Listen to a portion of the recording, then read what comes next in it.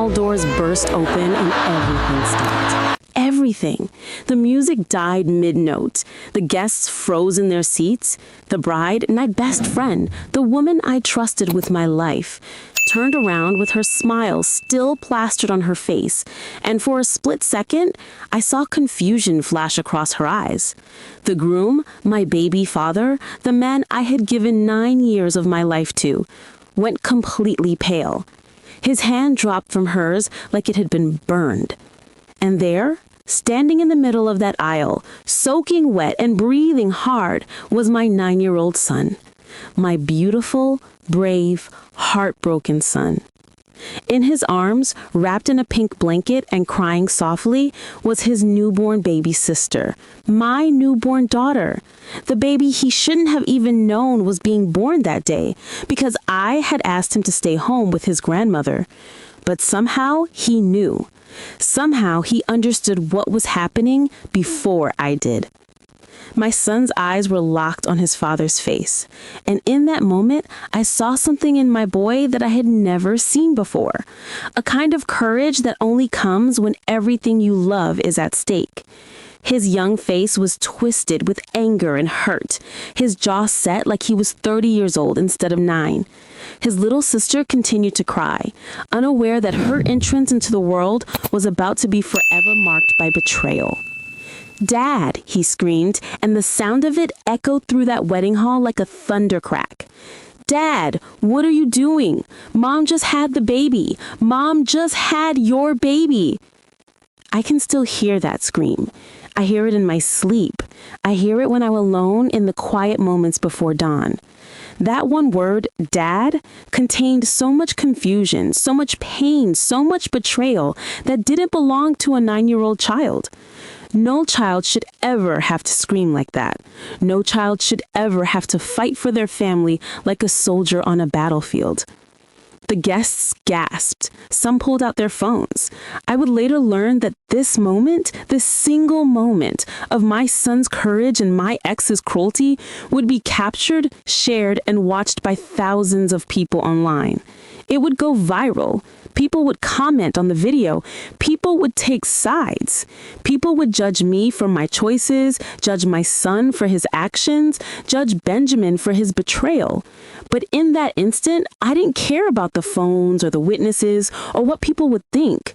All I cared about was my baby boy, standing there in his school uniform, holding his baby sister, trying to save his family with the only weapon a 9-year-old has, the truth. The wedding bride started to laugh. Actually laugh. She turned to my ex with this expression of pure delight, like she had just watched the most entertaining thing she had ever seen. Then she looked at my son, her future stepson, and said, "Oh, don't worry, sweetie. I'm going to be such a good stepmom to you and your sister. Everything is going to be just fine." She said it like she was offering him candy, like she was promising him something wonderful. Like she wasn't the one who had helped destroy his family. Like the fact that her mother was in a hospital bed recovering from childbirth didn't matter at all. Like his tears and his fear and his pain were just cute little obstacles that she could fix with her smile. My ex just stood there. He didn't run to his son. He didn't rush out of that wedding hall to go to the hospital to see his newborn daughter. He didn't say anything to his best friend, my best friend. He didn't say anything to the woman he had just made vows to about his own children. He just stood there in that expensive suit that I had helped him buy with my own money, with his hand still reaching toward the woman he had chosen over his own children, over the woman who had given him everything. I wasn't at that wedding. I was in the hospital bed, weak and exhausted from giving birth just hours before. I was there with tubes in my arms and stitches in my body, holding my newborn daughter for the first time, trying to process the fact that I had just brought a new life into this world. And my mother-in-law, his mother, came to tell me what had happened.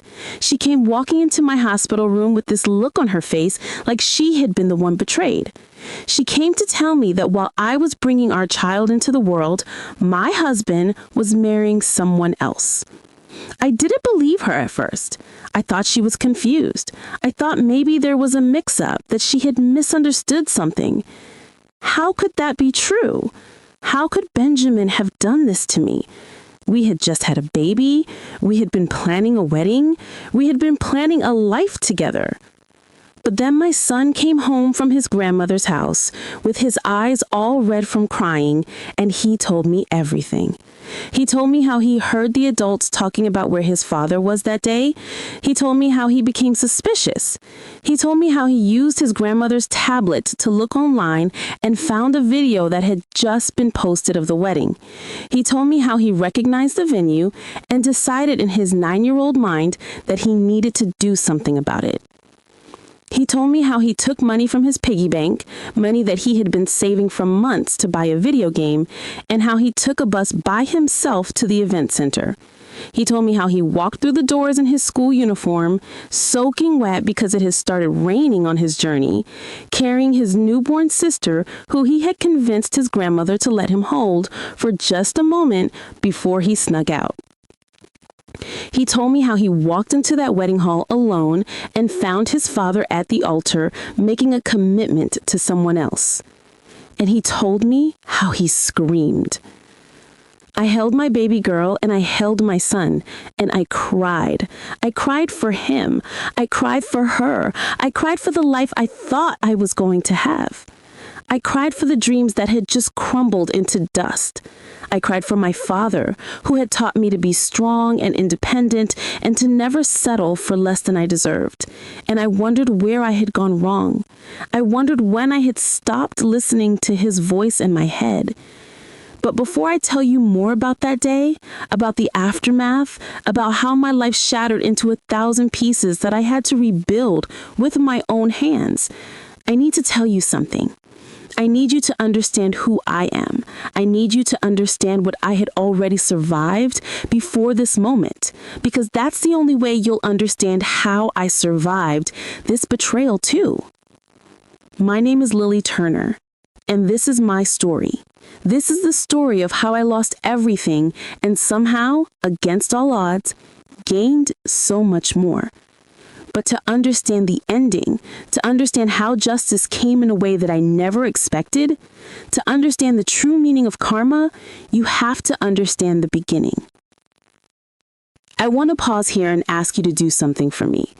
If you're watching this on YouTube, please take a moment right now and subscribe to Pressify Stories.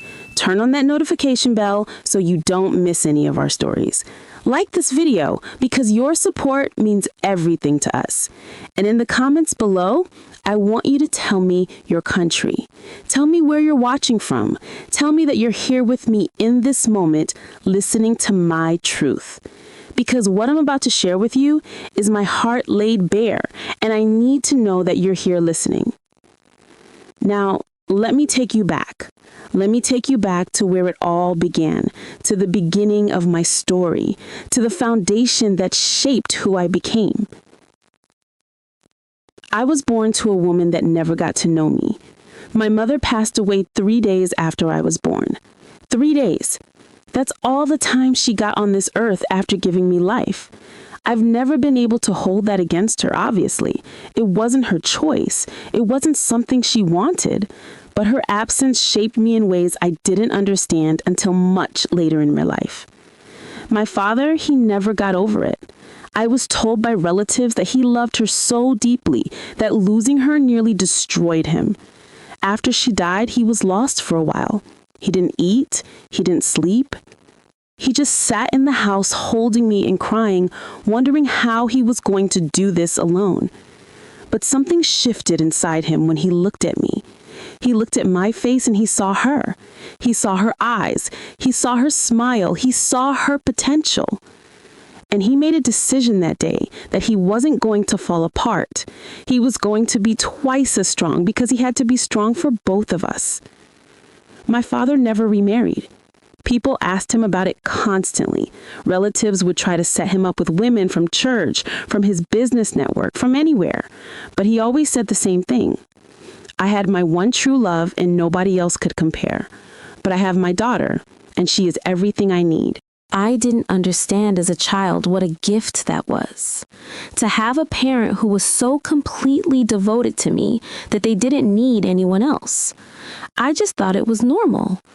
I thought all fathers loved their daughters the way my father loved me.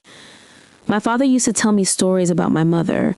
He would sit with me in the evenings after dinner, and we would sit on the back porch, and he would tell me about her smile. He would tell me about the way she laughed. He would tell me about her dreams and her hopes, and the way she believed in him before he even believed in himself. He made sure I knew her, even though I never got to meet her. He made sure I carried her with me in my heart. He made sure that I understood that I was the combination of both of them, his strength and her grace, his determination and her kindness. "She would be so proud of you, Lily," he would say to me. "Even now, looking down from heaven, she is so proud of the girl you are becoming." I believed him. I believed that my mother was watching me. I believed that she had a hand in my life somehow, even though she wasn't physically here. It gave me comfort. It gave me purpose. My father was a businessman in the most honest sense of the word.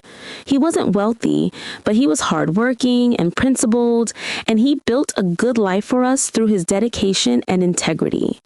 He owned a small import business dealing with textiles and fabrics. He would travel sometimes, visiting suppliers, meeting with clients, but he always came home. He always made time for me. He taught me everything he knew about business, about people, about how to be independent and strong. He would say to me, "Lily, my beautiful girl, the world is going to try to make you small. It's going to try to make you believe that you need someone else to take care of you. It's going to tell you that your value comes from how well you serve someone else, how well you make someone else happy, how much you are willing to sacrifice for someone else. But I'm teaching you everything I know so that you can take care of yourself. You're going to be unstoppable. You're going to be the kind of woman that men want to build with, not the kind of woman they want to build for." I believed him completely. Every word he said became a part of me, became my foundation, became the lens through which I viewed the world. I was a daddy's girl in every sense of the word.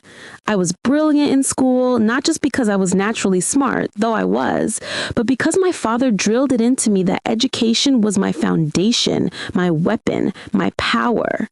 He taught me how to think, how to analyze problems, how to see solutions where other people only saw obstacles. He taught me how to be a business owner before I was even old enough to have my first job. My father would take me with him to his office on weekends. I would sit in his leather chair, his special chair that made me feel important just by sitting in it. And he would explain to me what he was doing. He would show me contracts and explain the legal language.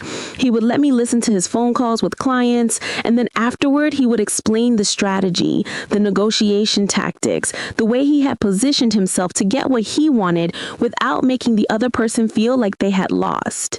He would say, "Lily, business is not about winning.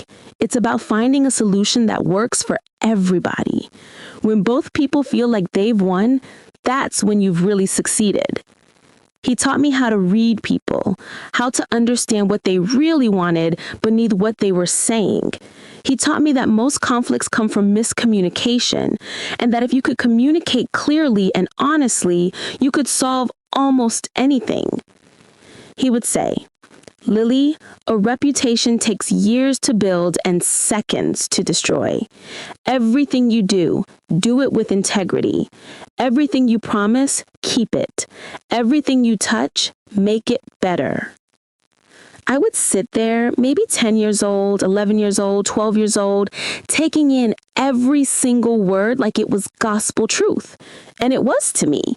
My father was my gospel. He was my guide. He was my hero. He was the man I measured all other men against, even though I didn't know it at the time. He taught me about money in a way that most parents never teach their children. He didn't just give me an allowance and send me off to spend it on frivolous things. He made me earn it. He gave me small projects. Help him organize his office and make it more efficient. Do research on his competitors. Design a simple logo for a potential business venture. And he paid me fairly for my work. He taught me that money was a tool, not a luxury.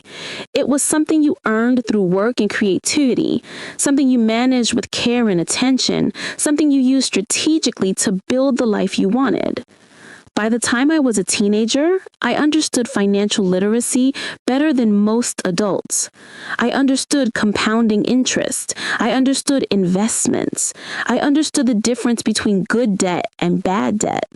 I understood that financial independence meant personal freedom. I understood that money gave you choices and choices gave you power. My father would say to me, "Lily, when you can take care of yourself, nobody can control you.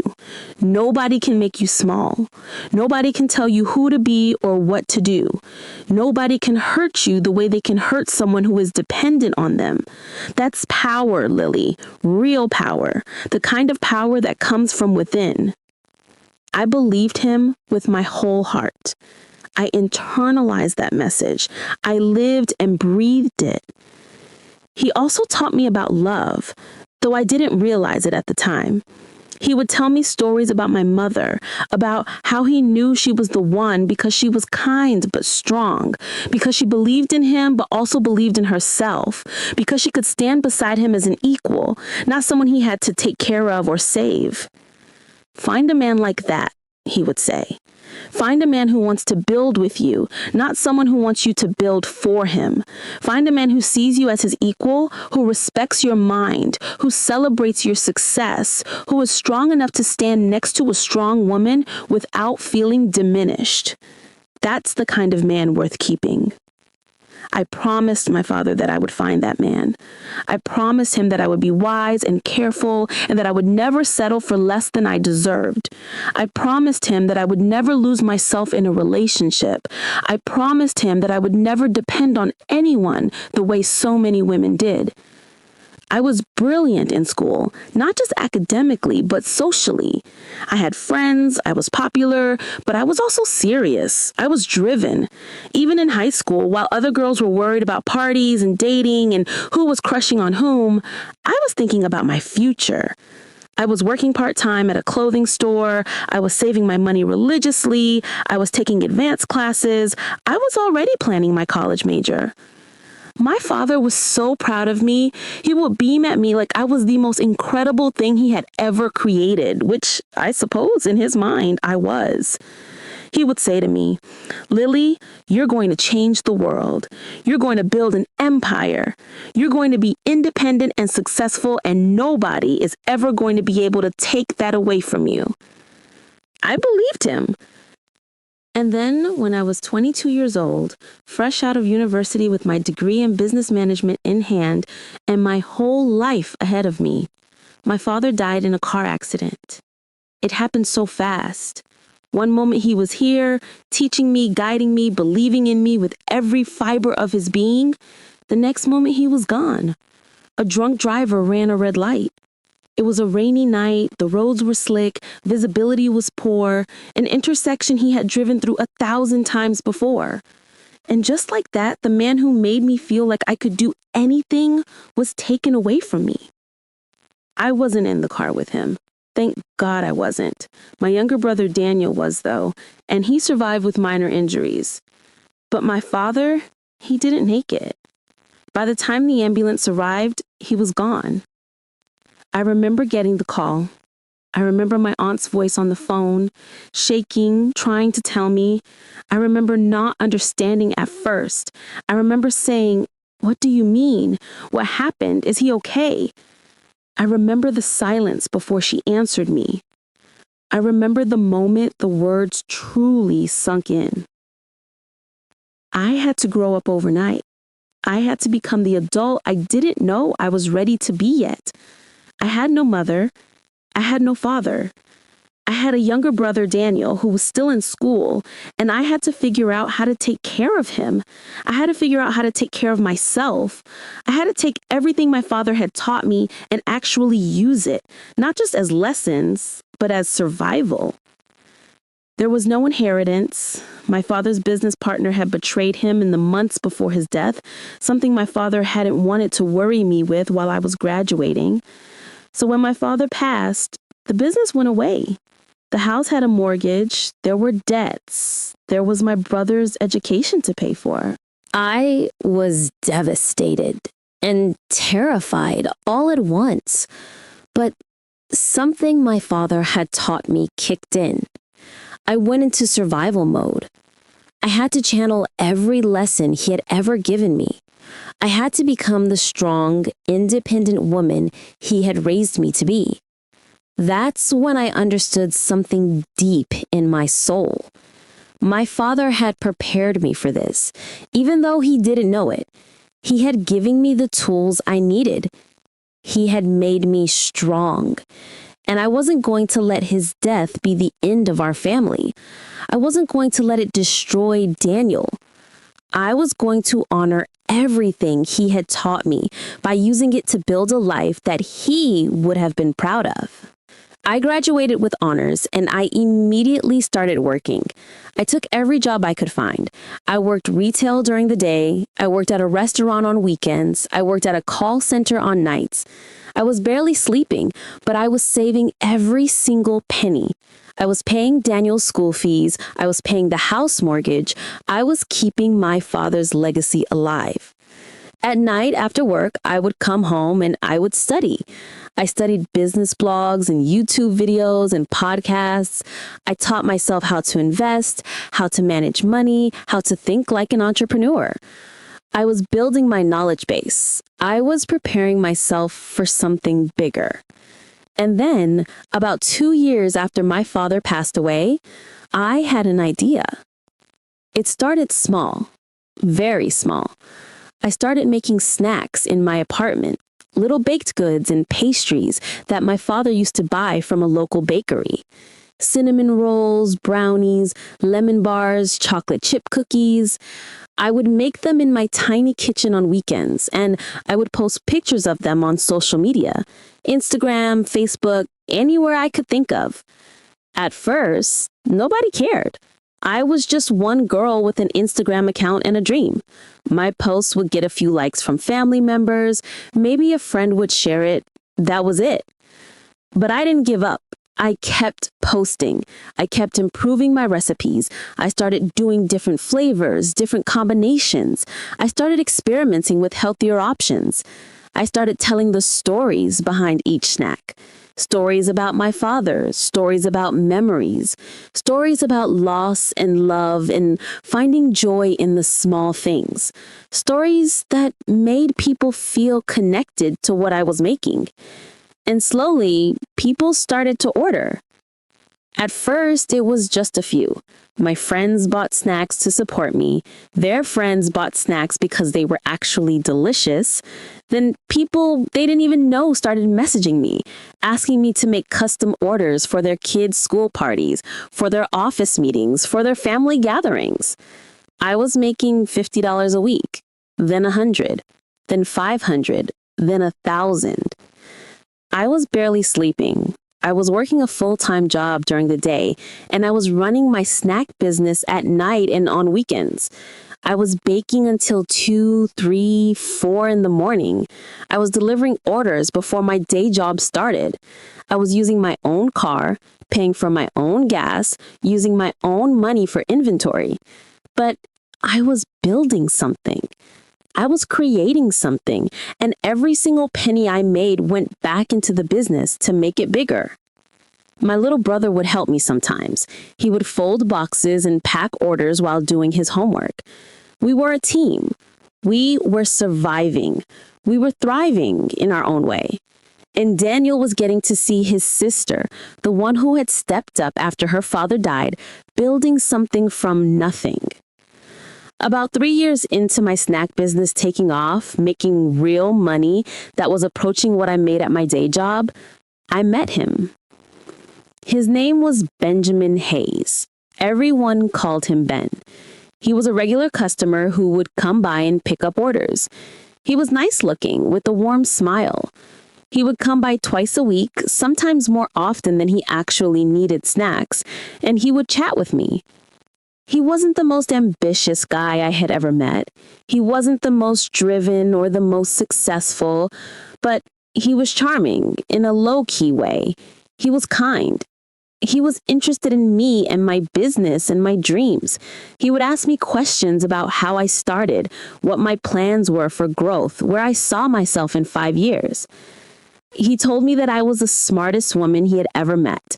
He told me that my business was going to be huge. He told me that I was going to change the world. He told me that watching me work was inspiring, that he had never met a woman like me before. I was lonely.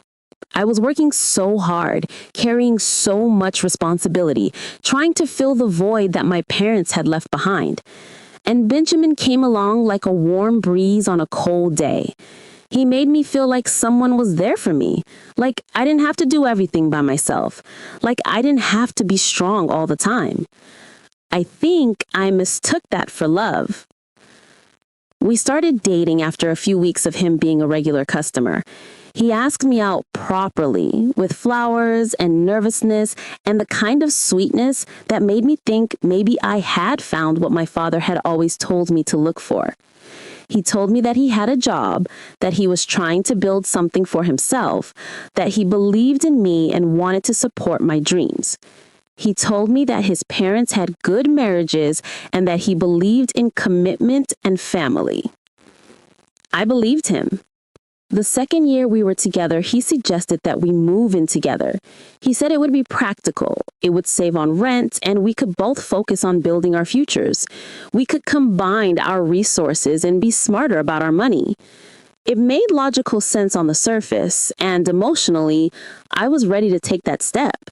We had been together for 2 years. We loved each other, or at least I thought we did. I thought about it and it made sense. I was spending so much money on rent, and I could use that money to grow my business instead. I could expand my product line. I could hire someone to help me.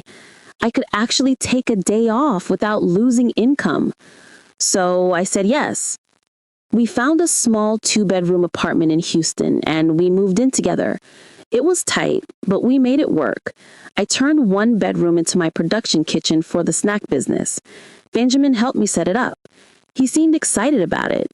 He seemed like he was all in. He helped me paint. He helped me organize the space. He told me he believed in what I was building. But something shifted once we moved in together. I started to notice that Benjamin's job didn't pay very much. He worked at a marketing firm, but he was in an entry-level position, and he would bring home maybe $800, $900 a week, and most of that went to his own personal expenses, his car payment, his insurance, his phone bill, money for going out with friends. My business, on the other hand, was growing exponentially. I was making 3 times what he was making, sometimes 4. But I was also spending money on inventory, on packaging, on delivery, on growing the business. I was reinvesting everything. Still, after everything was said and done, I was carrying most of the financial weight of our household. I paid most of the rent. I paid for most of the groceries. I paid for utilities. I paid for household supplies. He paid for some things, but not in proportion to what either of us was earning. I didn't complain about it. I was in love with him, or at least I thought I was. And my father had taught me to be independent, so it didn't bother me to be the one earning more. I wanted to take care of our home. I wanted to take care of him. That's what you do when you love someone, right? You support them. You help them. You lift them up. But it should be reciprocal. That's the thing my father had tried to teach me. He had said, find a man who wants to build with you, not build for you, with you. I had lost sight of that distinction. My father wasn't like my Benjamin. He didn't push me to be better. He didn't challenge me or encourage me to dream bigger or help me develop my skills. Instead, he seemed content to just exist. He would come home from work, sit on the couch, and watch television while I was in the kitchen working on orders until midnight. He would eat the food that I made for dinner. He would sleep in the bed that my money paid for, wear clothes that I had helped him buy, drink the coffee I made every morning. He would ask me how my day was, but he didn't really listen to the answer. His eyes would be on his phone. His mind would be somewhere else. But he would smile at me and tell me he loved me. And I would believe him because I wanted to believe him. And somehow it all felt normal. Or maybe I just made myself believe it was normal because the alternative, admitting that I had made a mistake, that I had chosen wrong, that I was following the exact pattern my father had warned me against, was too painful to face. Year 3 of our relationship, I found out I was pregnant. I remember the moment I saw that positive test. I was at home in my production kitchen, working on a batch of brownies for an order. I had been feeling tired, nauseous, off. I thought maybe I was coming down with something. I went to the pharmacy and bought a pregnancy test, almost as an afterthought. I was terrified and excited all at once.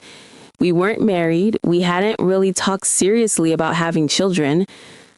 But the test was positive, and there was nothing I could do about it. I had to make a choice. I thought about my father. I thought about how he had raised me alone.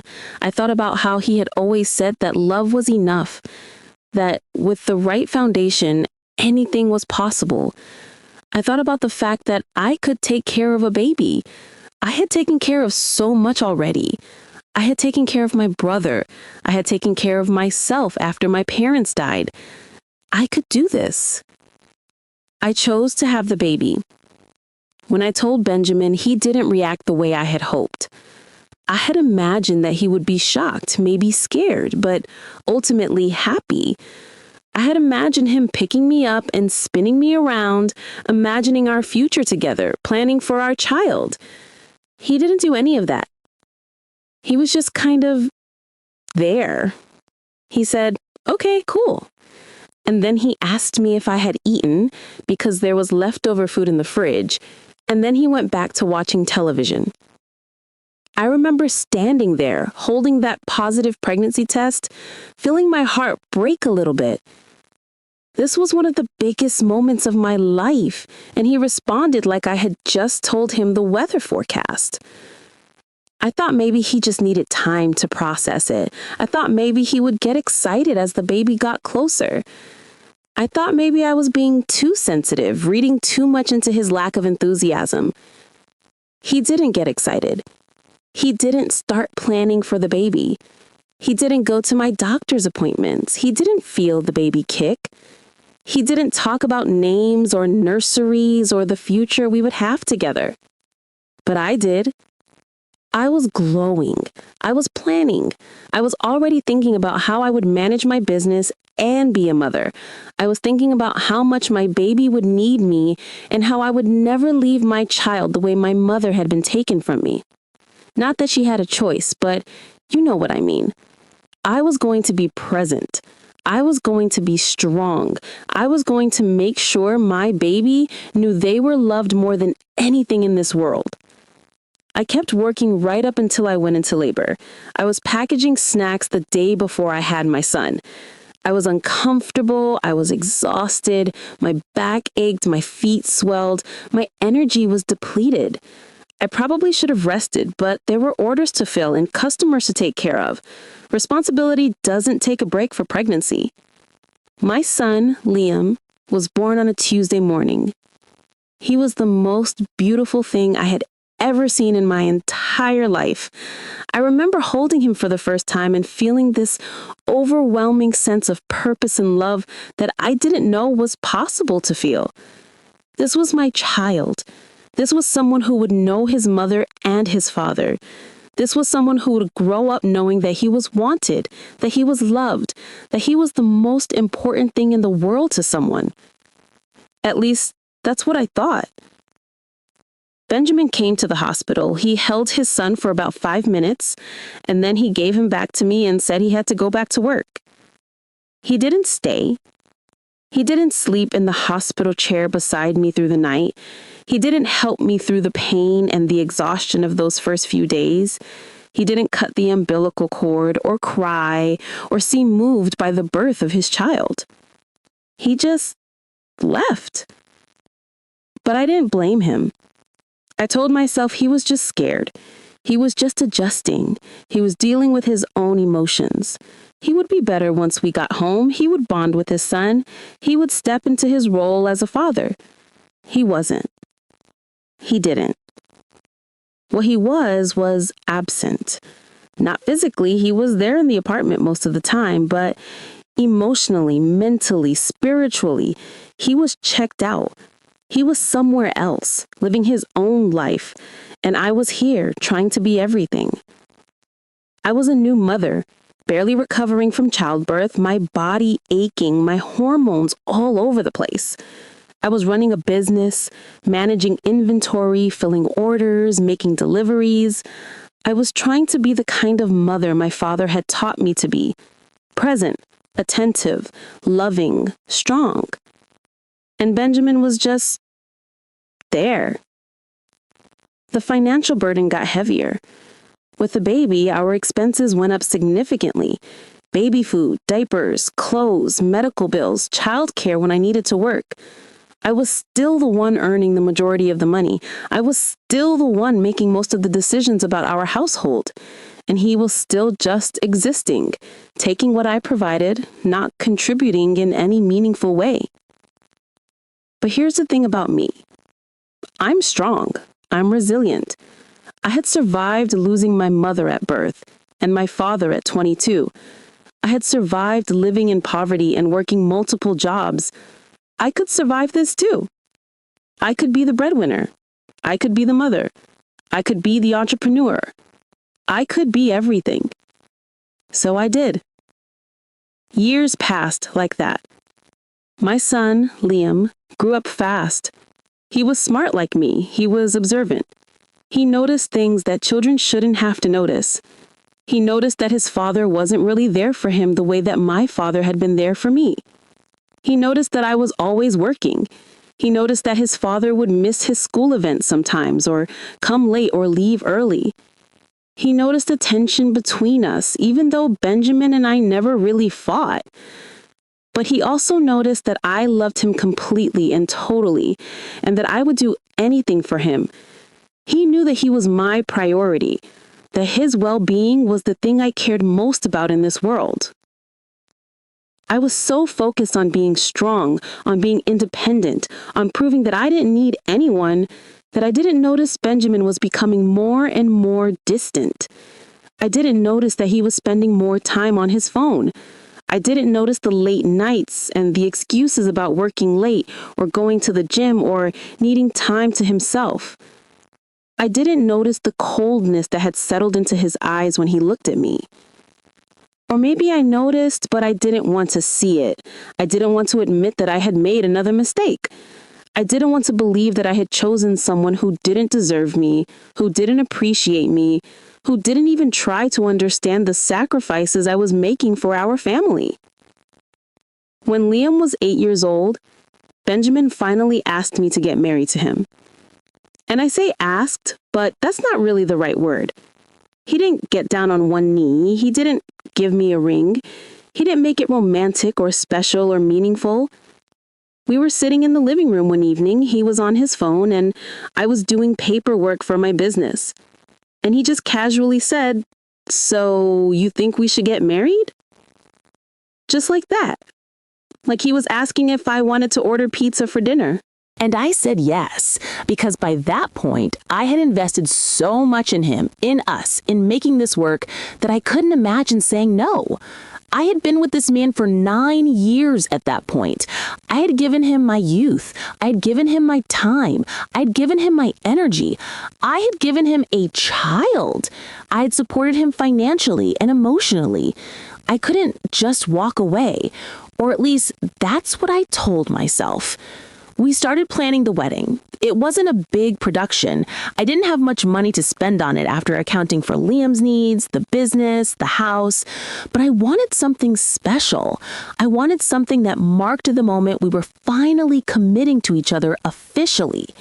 I found my best friend, Zara Mitchell, and I asked her to be my bridesmaid. Zara and I had known each other since college. We weren't as close as we had been back then. Life had taken us in different directions, but we still talked regularly. We would grab coffee sometimes and catch up. She was one of my closest friends outside of my brother. When I asked her to be my bridesmaid, her face lit up. She seemed thrilled to be part of my wedding. She seemed excited about my happiness. She seemed like the perfect choice. I was so naive.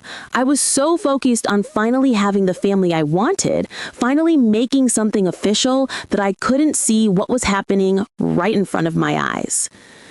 I was in the second month of planning the wedding when I found out I was pregnant again. This time, it was a shock, a bigger shock than the first time. I had thought we were done having children. Liam was 8 years old. We had our routine down. I had my business established. I thought we were in a good place to plan a wedding and start a new chapter. But there it was, a positive pregnancy test. I was terrified. I was worried about how this would affect my business. I was worried about how this would affect my body. I was worried about how I would manage a newborn and a 9-year-old and a business all at the same time. But mostly, I was worried about how Benjamin would react. I told him I was pregnant, and his response was the same as it had been with Liam. Okay, cool. No excitement, no planning, no we did it, or our family is growing, or any of the things that a husband says when he finds out he's going to be a father again. Still, we decided to move forward with the wedding after the baby was born. We didn't want to rush through the ceremony while I was pregnant and uncomfortable. We wanted to have the wedding after I recovered. A nice, simple plan. Have the baby, recover for a few months, get married. I was due in October, so we set the wedding for early January. That would give me time to recover, to lose some of the baby weight, to get back to feeling like myself. It seemed like a reasonable plan at the time. I was working right up until the day I went into labor. I was doing last-minute deliveries, fulfilling orders, packing snacks.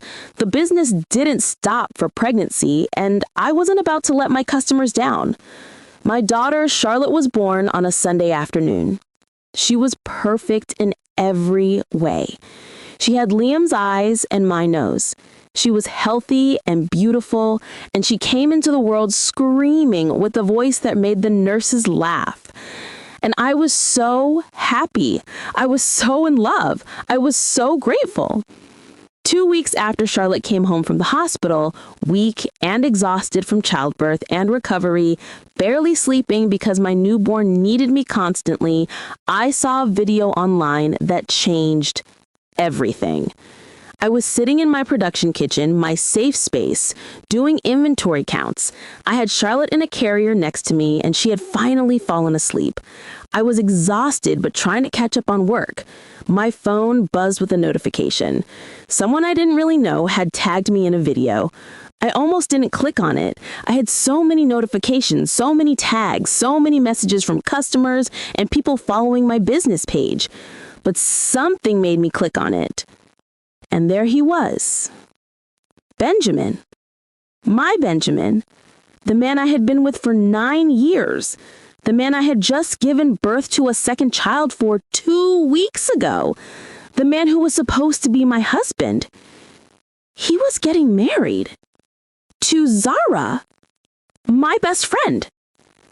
The video showed them at the altar. They were saying vows, they were exchanging rings, they were kissing, and in the background, I could see someone I recognized, Benjamin's mother, and Zara's family, and people I didn't recognize, and people I did. This hadn't just happened. This had been planned. This had been in the works. This was a full wedding with invitations and guests and planning. While I was pregnant, Benjamin was planning to marry someone else. While I was in labor, Benjamin was maybe picking out flowers with my best friend. While I was recovering from childbirth, bleeding and aching and exhausted, Benjamin was getting married. 2 weeks after I gave birth to his daughter, Benjamin became someone else's husband. That's when everything stopped.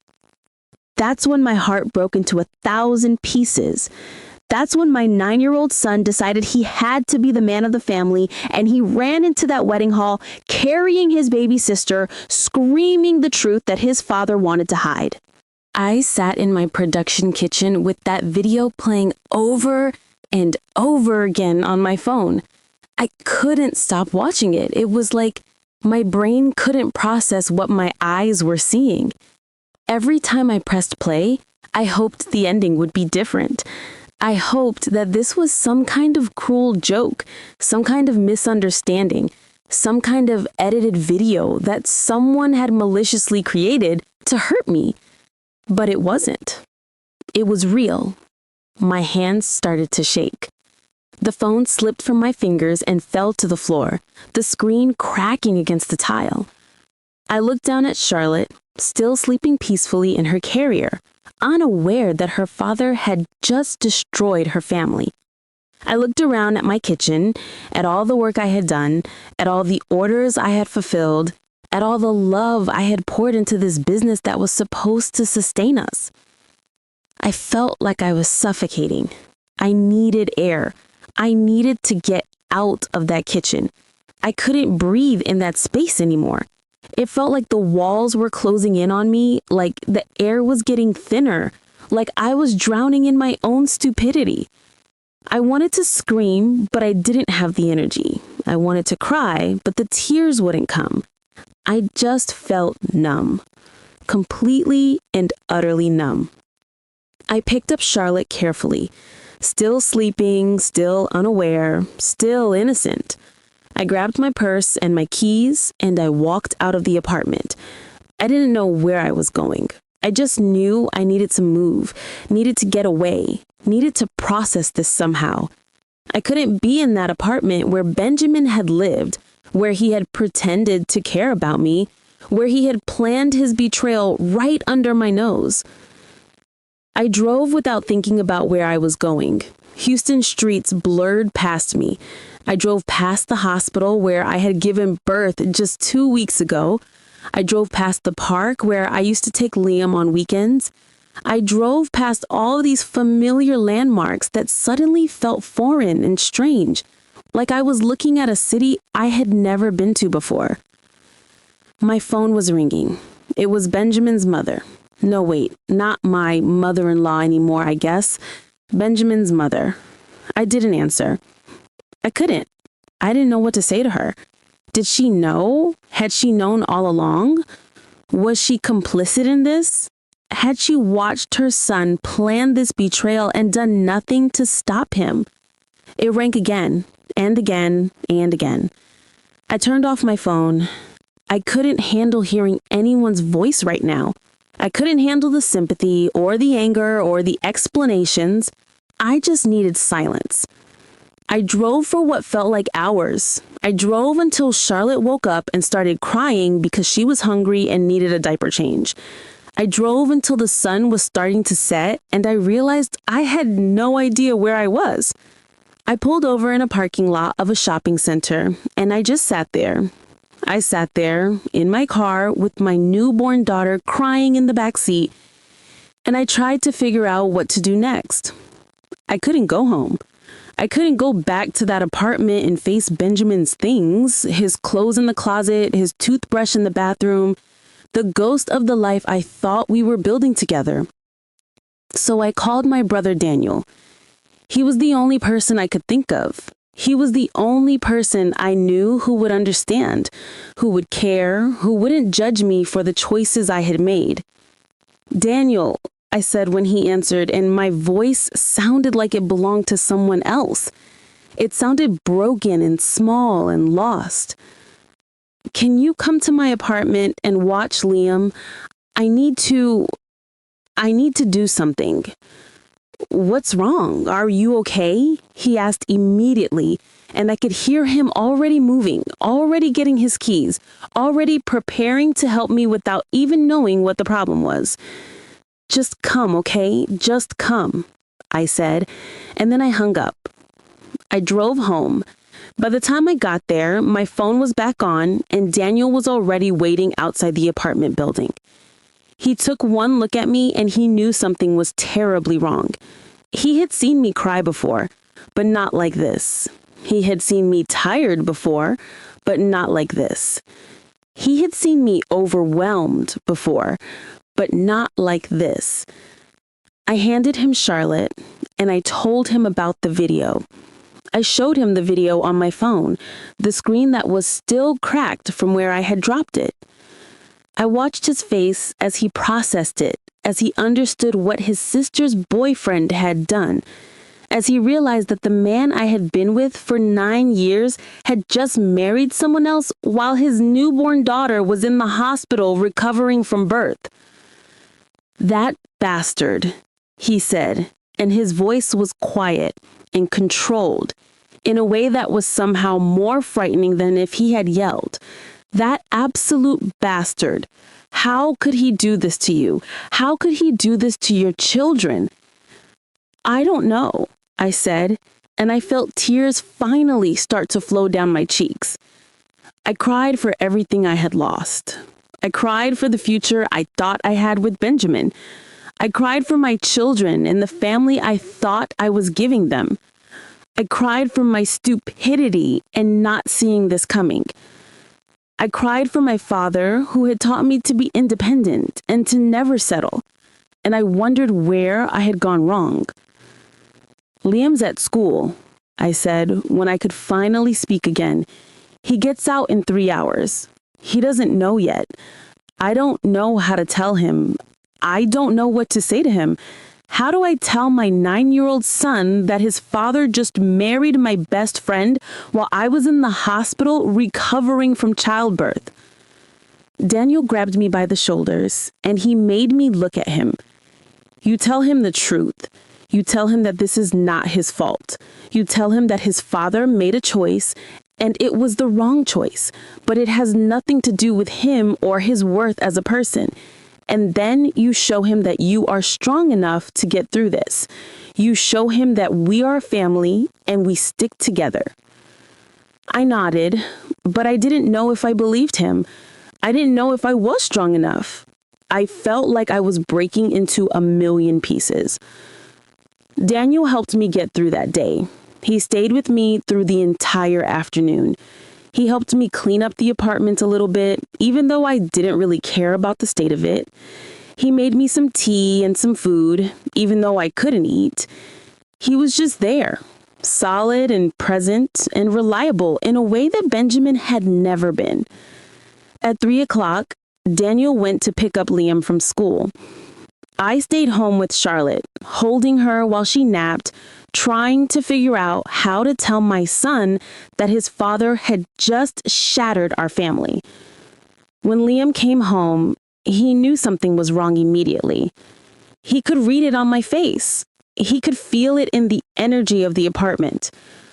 "Mom, what's wrong?" he asked, and his 9-year-old face was already etched with worry. I took a deep breath and I told him. I told him about the video. I told him that your father had married Zara while I was in the hospital recovering from childbirth. I told him that I didn't understand why either, but that it wasn't his fault. I told him that his father made a choice and it was the wrong choice, but it has nothing to do with him or his worth as a person. I watched my son's face as he processed the information. I watched his eyes fill with tears and then harden with the kind of anger that no 9-year-old should have to feel. He was quiet for a long moment, and then he said something that broke my heart all over again. "I'm going to tell him what he did. I'm going to make him see what he did to us." I tried to stop him. I told him that wasn't a good idea. I told him that we would figure this out together, that we would get through this as a family. I told him that confronting his father wouldn't change anything. But Liam had already made up his mind.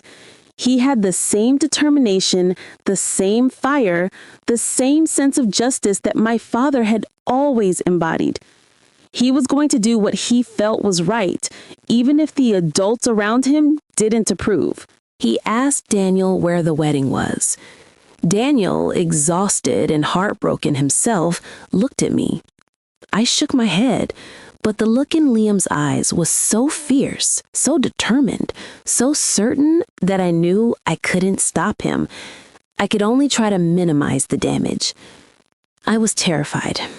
I was afraid that Liam would do something that would get him in trouble. I was afraid that the confrontation would hurt him more than it would help him. I was afraid of so many things. But I also understood something deep in my soul. My son was trying to protect his family. My son was trying to fight for what was right. My son was showing more courage than I was showing, and I couldn't punish him for that. So I told him where the wedding was, and I told him that he could go, but only if Daniel went with him. Only if he didn't do anything that would put him in danger or get him into legal trouble. Only if he understood that after he said what he needed to say, he would come home. Liam agreed, but I could see in his eyes that he had already made a decision about what he was going to do. What I didn't know was that Liam had already decided what he needed to do. He had already decided that he couldn't just tell his father what he thought. He had to show him. He had to bring his newborn sister to that wedding and force his father to see what he had done. Liam had been at the hospital with me when Charlotte was born. He had held his baby sister. He had made me promise that he would be her protector, that he would always be there for her. And now his father had abandoned her, had rejected her, had chosen someone else over her. So when Daniel took him to the event center, Liam convinced Daniel to make a stop at the hospital first. Liam told Daniel that he had been there when Charlotte was born, and he just wanted to see her one more time. Daniel, kind and unsuspecting, agreed. Liam knew exactly where the maternity ward was. He had spent hours there just 2 weeks before. He walked to the hospital room where Charlotte and I had stayed. He found Charlotte in the nursery, and he told a nurse that he was my son and that he needed to see his baby sister. The nurse, busy and overwhelmed like all hospital staff are, didn't question him too much. She showed him to Charlotte. And then Liam took his sister right out of the hospital. He took a newborn baby out of the maternity ward without permission. He carried her out to the car where Daniel was waiting. He was 9 years old, and he had the courage of a grown man. When Daniel realized what had happened, he wanted to take Charlotte back immediately. He was terrified of what could happen to a newborn outside of the hospital. But Liam begged him. Liam explained that he needed to do this, that his father needed to see his daughter, that this was the only way his father would understand what he had done. Daniel, facing the determination of a heartbroken 9-year-old boy who was trying to save his family, didn't know what to do. He was torn between following the rules and honoring his nephew's courage. In the end, he made the choice to let Liam do what he felt he needed to do. They drove to the event center, and Liam walked in carrying his newborn baby sister. When Liam told me later what he had done, I didn't know whether to be angry or proud. He had taken his sister without permission. He had put her in danger by taking her out of the hospital so soon after birth. He had done something incredibly reckless and irresponsible, but he had also done the bravest thing I had ever seen. He had looked at his family being destroyed, and he had decided to fight for it. He had decided that his father needed to see the consequences of his actions. He had decided that truth was more important than comfort or safety or following the rules. He was 9 years old. I saw the video later. It had been recorded by multiple people in that wedding hall. It went viral within hours. Thousands of people watched my 9-year-old son confront his father. Thousands of people heard his voice break as he screamed, "Dad, what are you doing? Mom just had the baby. Mom just had your baby." Thousands of people saw Benjamin's face go pale as he realized what his son had done. Thousands of people watched him just stand there, unable to defend himself, unable to explain himself, unable to do anything but accept the truth of what he had done. And Zara laughed. That's the part that still makes my blood boil when I think about it. Zara, my best friend, the woman I had trusted with my life, the woman I had asked to be my bridesmaid at my wedding, laughed at my 9-year-old son's pain. She laughed like it was the most entertaining thing she had ever seen. She laughed like my son's tears were comedy. She laughed like the destruction of my family was a joke. And then she told him that she was going to be a good stepmother to him. Like that made everything okay. Like her cruelty could be masked by a promise of maternal care. Like she could just step in and replace me in my children's lives because she was married to their father. I didn't see it in person. I was in my hospital bed, weak and exhausted, holding my newborn daughter. But Benjamin's mother, his mother, came to tell me what had happened. She came to my hospital room with her head down and her face etched with shame. That should have been Benjamin's to feel. She said to me, "I'm so sorry." And she was crying. "I'm so sorry. He's my son and I love him. But what he did to you, to your children, is unforgivable. I had no idea about Zara. If I had known, I would have stopped him. I swear to you, I didn't know." I didn't know if she was telling the truth. I didn't know if she really didn't know or if she did and she was just ashamed to admit it. I didn't know if she had been complicit in Benjamin's betrayal or if she was just as much a victim of his deception as I was. But it didn't matter anymore. The truth was out. The damage was done. The video was already spreading across the internet. My pain and my son's pain were becoming entertainment for strangers online. After Benjamin's mother left, I sat in my hospital bed holding my newborn daughter and I made a decision. I decided that I wasn't going to fight this legally. I wasn't going to drag my children through court proceedings.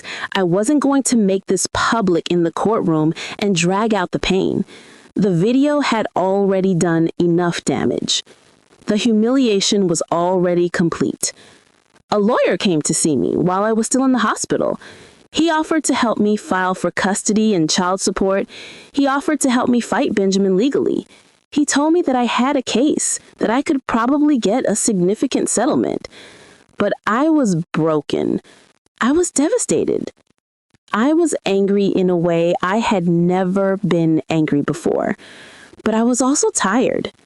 Tired of fighting, tired of trying, tired of pouring myself into something that didn't deserve my effort. So I made a decision that I'm not sure was right, but it was what I needed to do at the time.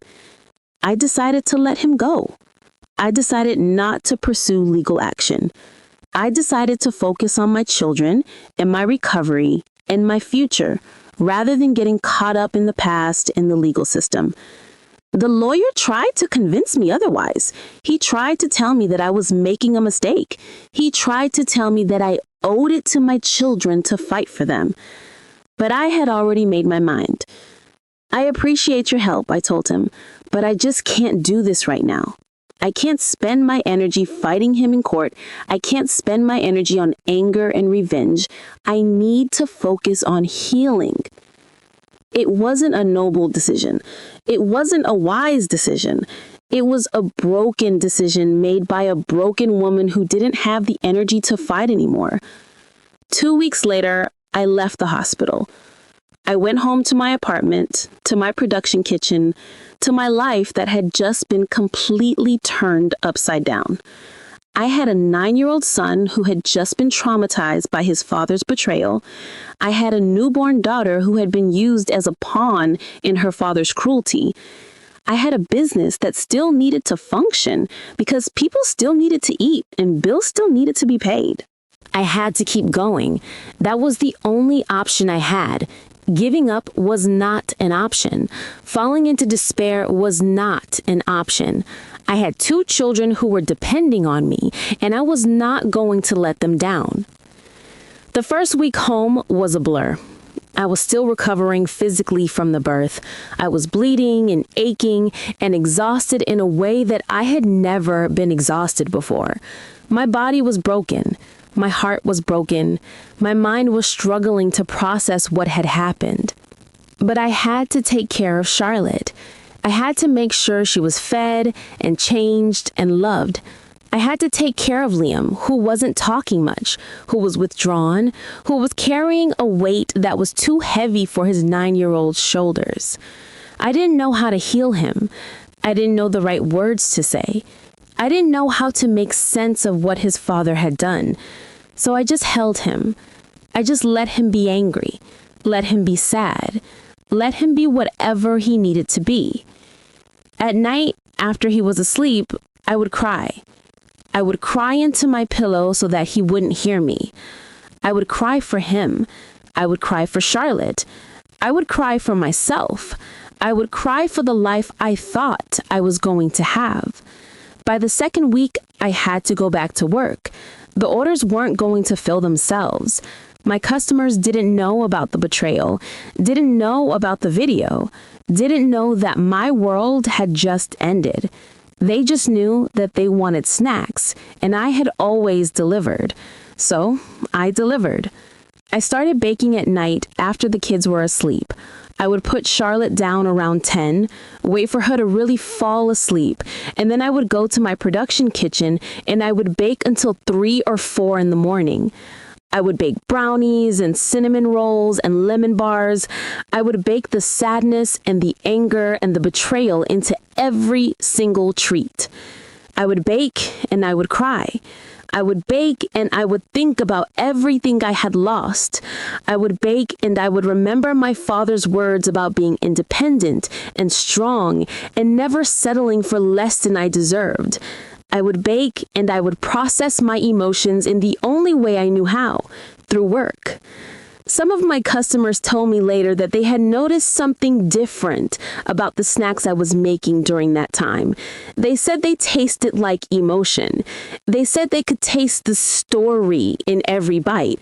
They said that eating my snacks made them cry, not because they were sad, but because they could feel the love and the pain and the strength in every single one.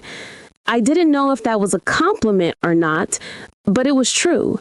I was putting pieces of my broken heart into every order. By the 3rd week, I knew I had to make a change. I couldn't keep going like this. I couldn't keep operating out of my apartment. I was exhausted. I was barely functioning. I was sleeping 3 hours a night, if that. I was losing weight because I was too stressed to eat. I was becoming a shell of myself. I needed space. I needed air. I needed to separate my home from my work in a way that would allow me to be present with my children when I was with them and fully focused on my business when I was working. So I started looking for a physical location for my business, somewhere I could rent a small space, set up a proper kitchen, have customers come to me instead of me delivering to them, somewhere that would allow me to scale without losing my mind completely. I looked at dozens of spaces. Some were too expensive, some were too far from my home, some didn't have the right setup, some were in neighborhoods that didn't feel safe. By the 4th week, I found the perfect place.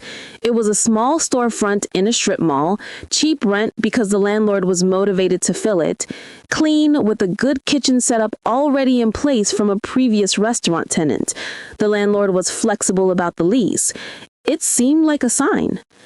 I signed the lease and I threw myself into setting it up. I painted the walls a warm cream color that made the space feel inviting. I organized the kitchen so that everything had its place. I built shelves to display my products. I created a small checkout area. I built a business. And in doing that, I started to heal. Liam helped me. He would come after school and he would help me clean, help me organize, help me think about how to make the space more welcoming to customers. And as he worked with me, I could see him starting to come back to himself.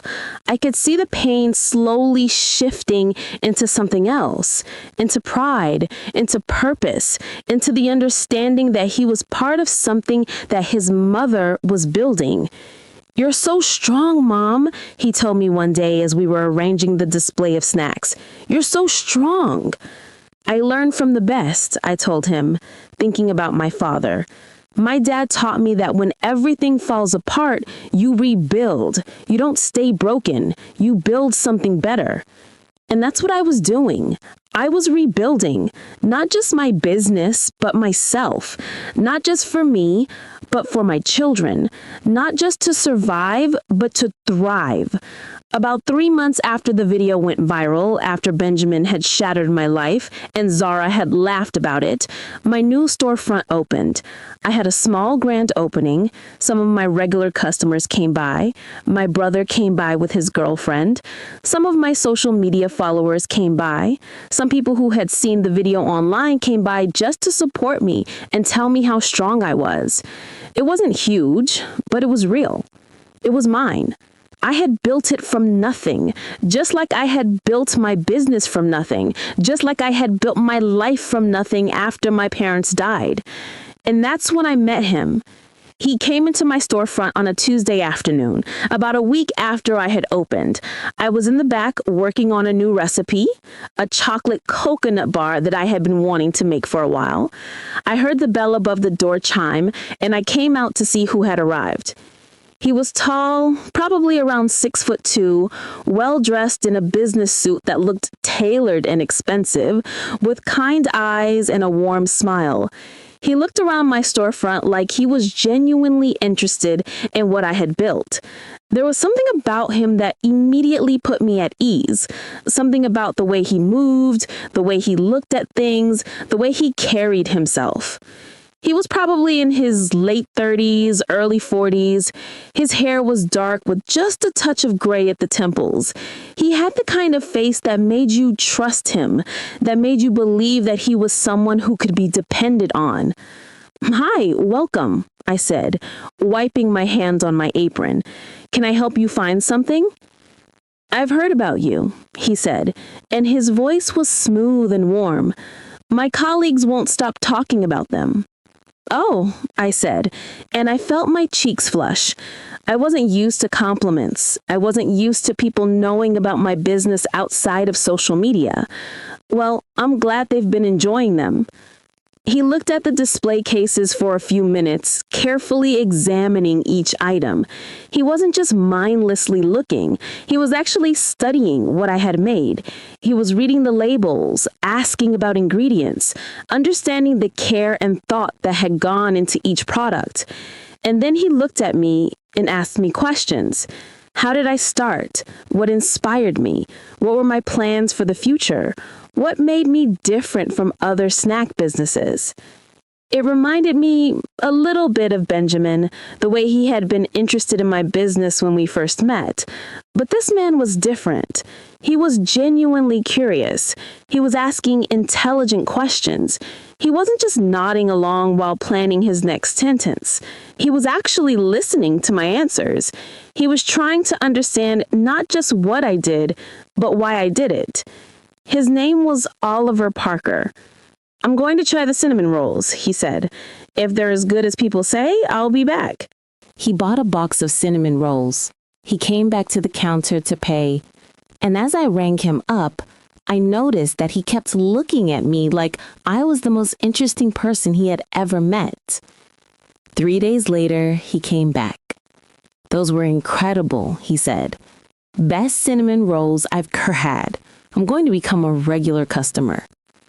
And he did. He became a regular customer. He would come by twice a week, sometimes more. He would buy snacks and he would chat with me about business, about life, about dreams. He would ask about my children. He would listen when I talked about Liam and Charlotte. There was something different about Oliver from every other man I had ever met. He didn't try to make himself the center of the conversation. He didn't try to impress me with how much money he made or how successful he was. He just seemed genuinely interested in me as a person. And slowly, over weeks and then months, something shifted between us. It started with small things. He would remember details about my life that I had mentioned in passing. He would ask follow-up questions about things I was working on. He would bring Liam small gifts, nothing expensive, nothing inappropriate, just little things that showed he was paying attention. A book about a basketball player that Liam had mentioned liking. A drawing pad when Liam mentioned he liked to draw. Liam noticed first. One day, Oliver came in and he brought a small toy for Charlotte, a soft rattle that was perfect for her age. Charlotte was now about 8 months old, and she was reaching for everything. Liam watched as Oliver gave it to Charlotte and made her giggle. Liam watched as Oliver taught me how to work the new ordering system he had installed for his company, leaning close to me, his presence warm and steady. After Oliver left that day, Liam pulled me aside. "I think that man likes you, Mom," Liam said to me quietly. I laughed it off. I told him he was being silly. I told him that Oliver was just a nice customer who was being kind. But deep down, I think I knew Liam was right. And deeper down, I think I had been hoping he was right. I hadn't thought about dating since Benjamin left. I hadn't thought about relationships or romance or the possibility of finding love again. I had been too focused on survival, on rebuilding, on taking care of my children. But Oliver was making me think about it. About 6 months after my storefront opened, about 4 months after I had first met Oliver, he asked me out. He didn't just ask casually like Benjamin had. He was nervous. His hands were actually shaking a little bit when he asked. He was respectful. He asked if I would be comfortable leaving the kids with my brother while I went out to dinner with him. "I really like you, Lily, and I want to get to know you better. Not in the context of your business or your children, though I care about both of those things deeply. I want to know you as a person. I want to hear your story. I want to understand what makes you tick." I said yes. That first date was incredible. Oliver took me to a nice restaurant, nothing too fancy, but somewhere that felt special and thoughtful. He had clearly planned it. He had a reservation. He knew the wine list. He probably researched the menu. We talked for hours. We talked so long that they had to ask us politely if we wanted to move to the bar so they could set up for the next reservation. Oliver told me about his life, about his work, about his dreams.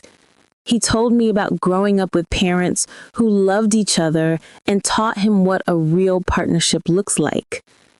He told me about wanting to find someone who was independent and strong and wouldn't need him to complete her, but would want him to build a life with her. And I listened, and I talked. And for the first time since Benjamin left, I felt like I was being truly seen by another person. I told Oliver about my father. I told him about losing my parents and having to take care of my brother. I told him about my business journey. I told him about Liam and Charlotte. I told him about Benjamin and what he had done. Oliver didn't judge me for any of it. He didn't tell me what I should have done differently. He didn't tell me that I should have seen the signs or that I should have left sooner. He just listened, and he cared. "You're an incredible person, Lily. You've been through so much, and instead of letting it break you, you built something. You created a life for your children. You created a business. You created a future. That's not weakness. That's strength. By the end of the night, I knew I wanted to see him again. We started dating officially after that. It was slow and careful at first. I was afraid of what might happen if I let someone new into my life. I was afraid of being hurt again. I was afraid of what it might do to my children if they got attached to someone who might leave. But Oliver was patient. He didn't rush me. He didn't push for more than I was ready to give. He just showed up consistently. He was reliable. He was present. He would come to my storefront and he would help me with things. He would give me business advice based on his own experience running companies. He would pick up Liam from school sometimes when I was busy with orders. He would babysit Charlotte while I went to meetings or handled business matters. And my children started to love him. They started to look forward to his visits. They started to trust him. And I started to believe that maybe, just maybe, there was a chance for me to have a real partnership with someone who truly saw me and valued me. About a year into our relationship, about 16 months after Benjamin had married Zara, something happened that changed everything. I was at my storefront, working on inventory, doing the accounting work that nobody likes but is absolutely necessary if you want to run a successful business. A customer came in, a man I had never seen before, but he looked familiar in a way I couldn't quite place. He looked around my storefront, and then he looked at me, and his face went completely white. "Lily?" he said, and I realized it was Benjamin's old coworker. Benjamin had mentioned him a few times over the years, someone who worked at the marketing firm that he worked at. His name was Marcus. "Yes," I said, confused about why this man was looking at me like he had just seen a ghost. I didn't know that it was you." "Know what?" I asked, feeling a chill run down my spine. "That you're dating Oliver Parker." My heart started to race. That's when I started to understand something big was about to shift in my life. "How do you know Oliver?" I asked, though I think I already knew the answer. "Oliver Parker is my boss's boss. He's the CEO of the company that owns the firm that I work for. He's a big deal in Houston. Everyone knows who he is. He's incredibly successful, incredibly powerful. I had no idea he was dating you." I felt like the floor had dropped out from under me. Oliver was a CEO. Oliver was the boss of Benjamin's boss. This entire time, Oliver had been the man at the top of the company ladder that Benjamin was at the bottom of. That night, I asked Oliver about it. I was nervous, afraid, uncertain about what this meant. I asked him if he knew Benjamin. I asked him if he knew who Benjamin was. Oliver was quiet for a long moment. We were sitting in his car, parked outside my apartment. He had picked me up from the storefront, and we were supposed to go out to dinner. But after what Marcus had told me, I had asked him to just drive for a while. "I know him," Oliver said finally. "He worked at one of my companies. He was a mediocre employee with a lot of entitlement and very little work ethic. He thought he was smarter than he was. He was the kind of person who took credit for other people's work and threw people under the bus when things didn't go according to plan. I noticed him because he stood out as someone who wasn't the kind of employee we wanted to keep around." "And you didn't say anything?" I asked. "You didn't tell me that you knew him? That you knew about him and Zara?" "I wanted to," Oliver said. "I wanted to tell you that I knew, that I understood the pain you had gone through. But I also didn't want you to think that I had any ulterior motives. I didn't want you to think that I was with you because of some connection to Benjamin or some desire to prove something or get revenge. I was with you because I love you, Lily. Because I see your strength, your intelligence, your incredible work ethic. Because I think you're one of the most amazing women I've ever met. And I would have been with you even if you had never experienced any of this pain with Benjamin. I cried that night. I cried because I had finally found someone who saw me for who I really was. I cried because the universe had somehow brought the right person into my life at exactly the right moment. I cried because I realized that my father had been right all along. There were good men out there, men who would build with you, not for you, men who would celebrate your strength instead of feeling threatened by it. I love you too, I told Oliver, and I meant it with every fiber of my being. A year later, about 2 years after Benjamin had married Zara, Oliver asked me to marry him. This time, it was proper. He got down on one knee. He gave me a beautiful ring that was elegant, but not ostentatious. He told me that he loved me and Liam and Charlotte, and that he wanted to spend the rest of his life building a life with us.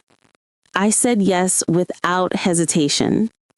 We got married in a small ceremony, nothing like the big production I had imagined with Benjamin, just family and close friends, just the people who really mattered. My brother stood up for me. Liam was the ring bearer, and he was so proud to walk down that aisle with Oliver. Charlotte was the flower girl, though at 2 years old, she was more interested in eating the flowers than scattering them. When Oliver said his vows, he said something that made me cry in the best way possible. I promised to see you, Lily. To really see you. To see your strength and to celebrate it, not feel diminished by it. To see your dreams and to support them, not try to make them smaller so that I feel bigger. To see your children and to love them as my own. To build with you, not for you. To be the man you deserve, the man you should have had all along. I promise to show up, to be present, to honor the incredible woman you are every single day for the rest of my life. I married a good man, a man who understood what my father had been trying to teach me all along. We bought a house together, a beautiful house with plenty of room for all of us. Oliver helped me expand my business. We put Liam in a better school. We gave Charlotte a stable home with 2 parents who loved her and wanted her. We built a life. And for the first time in a long time, I was happy. Really, truly happy. Oliver was so good to my children. He would help Liam with his homework, patiently explaining concepts until they made sense. He would take him to basketball games and school events. He would tell Liam that he was proud of him, that he was becoming a remarkable young man, that his courage and integrity were qualities that would take him far in life.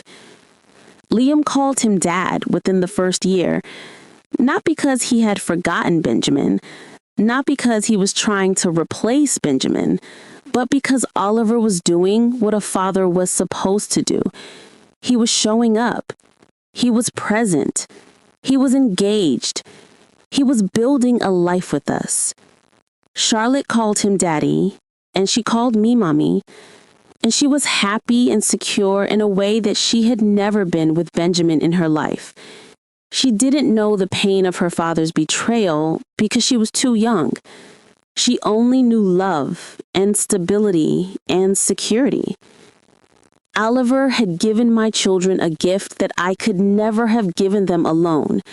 He had given them a father figure who showed up, who was present, who loved them without condition. And he had given me something even more precious. He had given me back to myself. With Oliver, I didn't have to be the strong one all the time. I didn't have to carry the weight of everything. I didn't have to be both parents to my children. I had a partner. I had someone who was committed to helping me carry the load. I had someone who was equally invested in our life together. I had someone who saw me. My father had been right. He had told me such a man existed. He had told me that I should never settle for less. And even though I had settled for Benjamin, I had eventually found what my father was talking about. The road to Oliver was painful. The betrayal was devastating. The journey had been long and hard and exhausting, but it had led me exactly where I needed to be. I was sitting in my storefront one afternoon, looking at the display of snacks, thinking about everything I had overcome when Oliver walked in. He had come by to pick me up early. We were going to a concert that night, something we tried to do once a month to keep the romance alive in our marriage. He came over and he kissed me, there in the storefront. It wasn't a big gesture. It wasn't theatrical. It was just a simple kiss that said, "I love you. I see you. I'm here for you." And I realized something in that moment. This was what my father had been trying to teach me all along. This was what independence was really about. It wasn't about not needing anyone. It was about being strong enough to know what you deserve and demanding it from the people you let into your life. It was about knowing yourself well enough that you could recognize a good person when they came along. I had been independent. I had been self-sufficient. I had built a business and raised a child and recovered from betrayal all on my own. But I had also closed myself off to the possibility of a true partnership because I was afraid to be hurt again. Oliver had shown me that I could be independent and still have a partner. I could be strong and still let someone help me. I could be self-sufficient and still share my life with someone else. I could be free. And I was. Life with Oliver was everything I thought marriage should be, but never experienced before. It wasn't perfect, no marriage is, but it was real. It was honest. It was built on mutual respect and genuine love. Not on one person sacrificing everything while the other person took what was freely given. In the beginning, I was still conditioned by my years with Benjamin. I would catch myself offering to pay for things. I would apologize for spending money on myself. I would feel guilty when I wasn't working or taking care of something. It took me months of Oliver gently pointing out these patterns before I started to believe that I didn't have to earn his love through financial contribution or constant work. "You don't have to pay for everything," Oliver would say to me. "You don't have to prove your worth to me. You are enough, Lily. Just being you is enough." Those words were hard to believe at first. They went against everything that Benjamin had taught me about how relationships work. With Benjamin, love was transactional. Love meant I paid the bills and he got to stay. Love meant I supported him while he sat on the couch. Love meant I worked myself to exhaustion while he did the bare minimum. But with Oliver, love meant something different. It meant that we both contributed. It meant that we both took care of each other.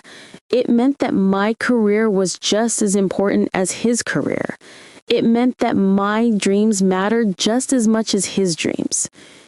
When my business continued to grow, Oliver celebrated it. He didn't feel threatened by my success. He didn't try to take credit for it or downplay it. He simply saw his partner thriving and he was happy about it.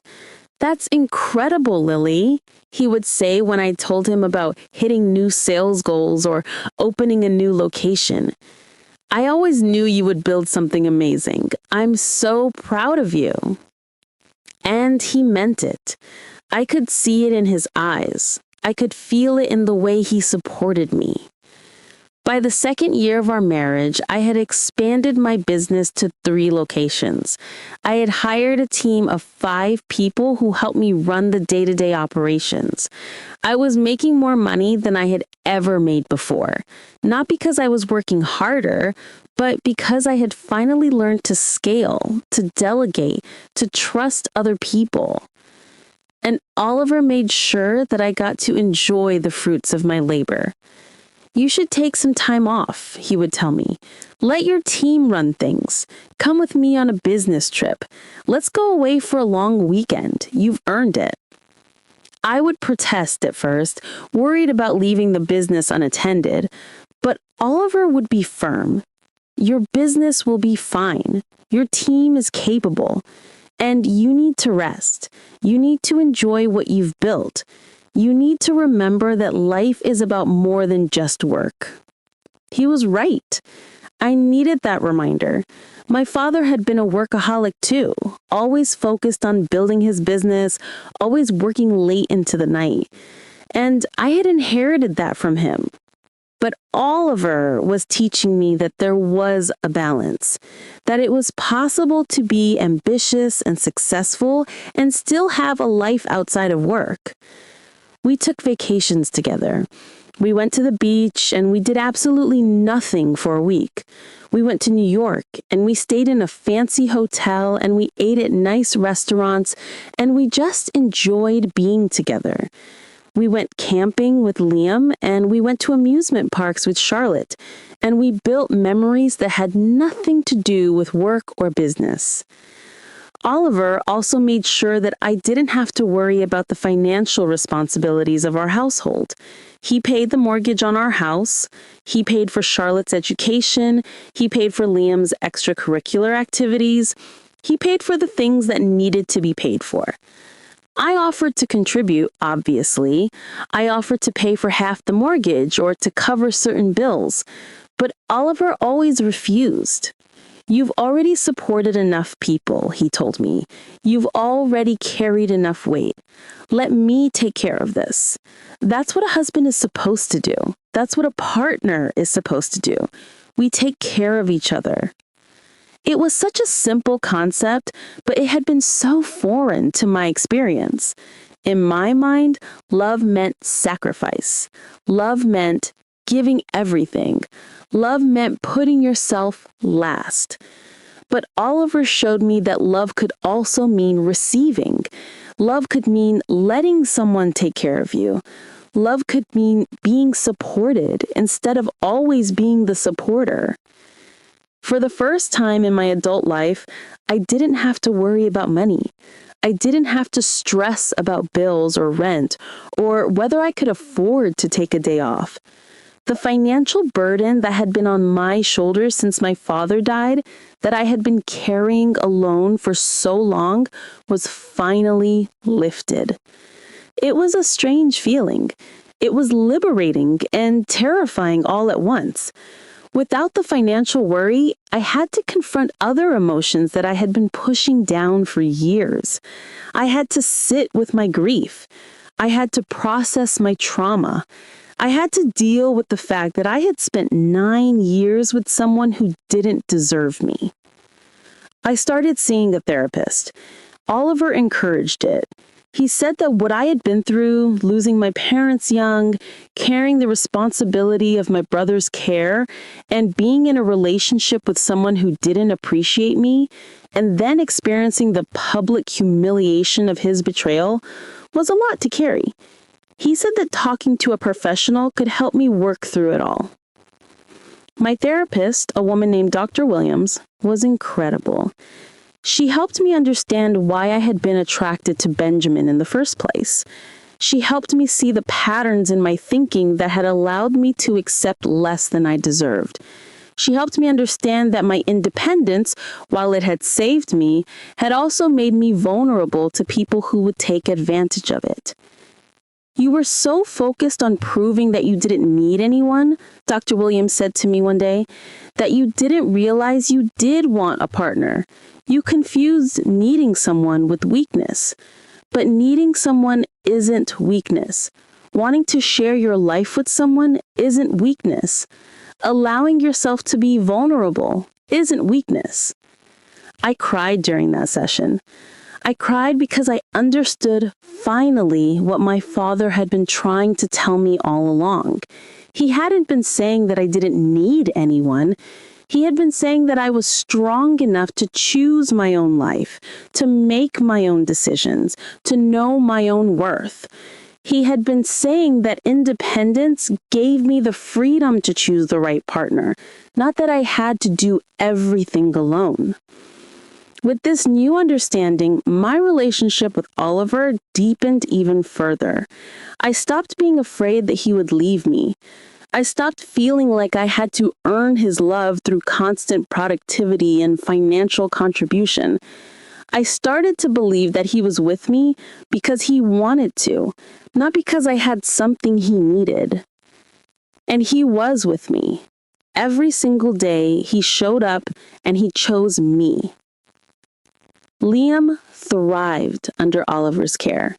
My son, who had been carrying the weight of his father's betrayal, who had been trying to be the man of the family at 9 years old, finally got to just be a kid. Oliver took him to baseball games. Oliver helped him with his homework. Oliver told him that it wasn't his job to protect his mother, that Oliver would do that now. "Your mom is an incredible woman, but she doesn't need you to save her. You just need to be her son. You need to focus on being happy, on learning, on growing. Let me take care of the grown-up stuff." Liam would cry when Oliver said things like that. He would cry because someone was finally giving him permission to be a child again. He would cry because someone was finally seeing him, not as a hero or a savior, but as a 9-year-old boy who had been through too much. By the time Liam turned 13, he was a different person.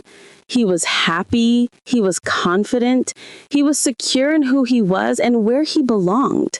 He had friends, he had hobbies, he had a life that wasn't defined by his father's betrayal. Charlotte grew up in a home with a father who loved her unconditionally. She didn't know the pain of abandonment. She didn't know what it felt like to be rejected by her biological father. She only knew Oliver, who called her sweetheart and baby girl, and who treated her exactly the same as he treated Liam. When Charlotte was about 5 years old, she asked Oliver if he was her real dad. I held my breath, wondering how he would respond. Oliver got down on his knees so that he was at her eye level, and he said, "I'm your dad in every way that matters, Charlotte. I love you. I take care of you. I'm here for you. That's what makes someone a real dad." Charlotte hugged him and she called him Daddy, and that was that. She didn't need to know about Benjamin. She didn't need to understand the complicated history. She just needed to know that she was loved and wanted and safe. And she was. She was all of those things. 3 years into my marriage with Oliver, about 5 years after Benjamin had married Zara, I started hearing rumors. They came first through social media. Someone posted a comment on one of my business posts saying something like, "Your ex is getting exposed right now. You should see what's happening." I didn't want to look. I didn't want to give Benjamin or Zara any more space in my head. But I also knew that something significant must have happened if people were mentioning it to me. So I looked, and what I found was incredible. What I found was the kind of justice that I had never expected to receive. Benjamin had been cheating on Sarah, and not just cheating repeatedly with multiple women. There was a video that had gone viral of Benjamin with 7 different women. The video had been put together meticulously, showing text messages between Benjamin and each woman, showing him meeting up with them, showing him with them in various situations. It was humiliating. It was public. It was devastating for Zara, and it was everything Benjamin deserved. The video showed Benjamin texting different women while he was supposedly at work. It showed him making plans with them. It showed him meeting them at hotels and restaurants. It showed him lying to each of them about who he was, what he wanted, what he was looking for. One woman thought he was single and looking for a serious relationship. Another woman thought he was just looking for casual dating. Another woman thought he was interested in her romantic partner as well. They were looking for a third person to join their relationship. There was no consistency to his lies. He was just a liar who made up whatever story each woman wanted to hear. The video went absolutely viral. Within hours, it had millions of views. Within a day, it had been picked up by news outlets. Within a week, Benjamin's life had completely fallen apart. I won't lie and say that I didn't feel satisfaction when I watched that video. I did. I felt a deep, fundamental satisfaction knowing that Benjamin was finally experiencing consequences for his actions. I felt like the universe was finally balancing itself out. But I also felt something else. I felt sad. Sad that it had taken this public humiliation for him to experience any consequences. Sad that Zara, who had hurt me deeply, was now experiencing the same kind of betrayal and humiliation that I had experienced.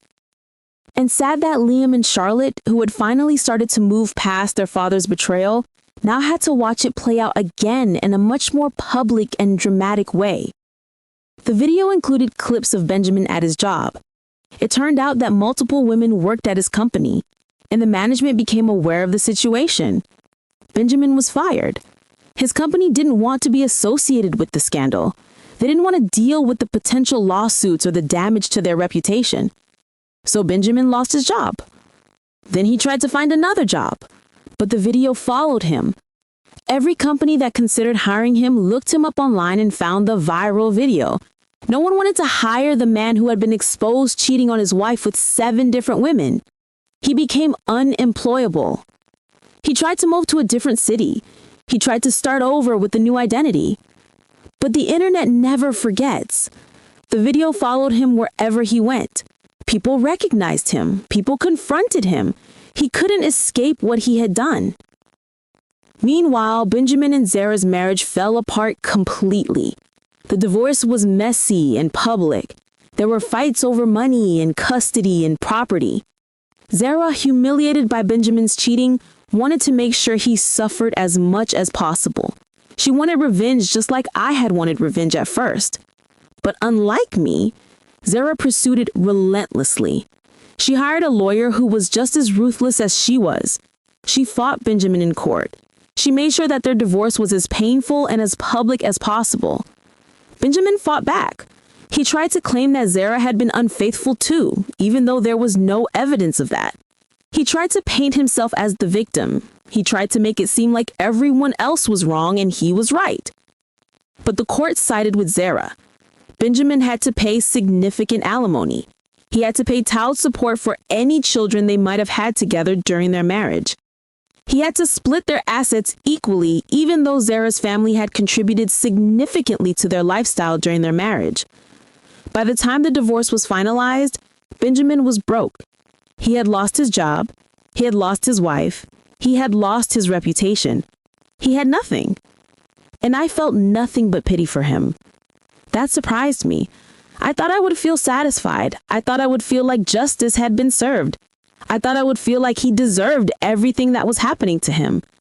And maybe he did deserve it. But mostly, I just felt sad. Sad that he had thrown away so much. Sad that he had made choices that led him to this place of complete destruction. I could have gloated. I could have reached out and reminded him of what he had done to me. I could have told him that this was karma, that this is what he got for betraying me and abandoning his children. But I didn't, because I had finally moved past the anger. I had finally let go of the need for revenge. I had finally understood that my happiness was not dependent on his suffering. My father used to say that karma is real. He used to say that the universe has a way of balancing itself out. He used to say that justice doesn't always come in the courtroom or from a lawyer, but it always comes. He was right. But I had learned that revenge and justice are not the same thing. Revenge is about wanting someone else to suffer the way they made you suffer. Justice is about ensuring that actions have consequences and that people face the results of their choices. Benjamin faced consequences. He experienced justice. But that had nothing to do with me. That had everything to do with the choices he made and the way the universe responded to those choices. What really interested me was what happened to Zara. Zara, my best friend who had laughed at my son's pain, who had stolen my boyfriend and married him without feeling any guilt, who played the role of the happy bride while I was in the hospital recovering from childbirth.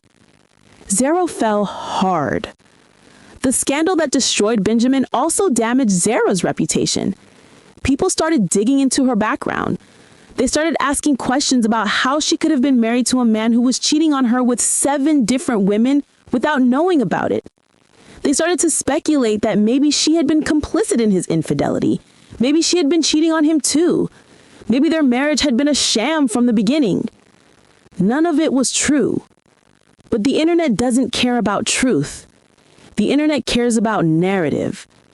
And the narrative that formed was that Zara was either incredibly stupid for not knowing about her husband's infidelities, or she was incredibly immoral for being part of some kind of arrangement that allowed his behavior. Either way, she became toxic in the dating market. Men who considered dating her would look her up online and find the viral video of my son confronting Benjamin at the wedding. They would read the comments section where thousands of people called her cruel for laughing at a child's pain. They would see the video of Benjamin cheating on her with multiple women. They would run away as fast as they could. A few men tried to date her. I heard about it through mutual acquaintances, but none of the relationships lasted more than a few weeks. The men would inevitably discover her role in the scandal and they would leave. They didn't want to be associated with her. They didn't want to be in the comments section when her story came up again. Zara became someone that people pitied, someone that people gossiped about, someone that people avoided. 2 years after the video went viral, about 7 years after Benjamin had married Zara and abandoned me and our newborn daughter, Zara came to my storefront. I didn't recognize her at first. She looked so different. She looked older and worn down in a way that spoke of years of heartbreak and struggle. She had dark circles under her eyes. She looked like she hadn't been sleeping well. She looked like someone who had been carrying a heavy weight for a long time. When she finally spoke, I realized who she was. "Lily," she said, and her voice was small and broken. I wanted to apologize. I wanted to see if there was any way you could forgive me.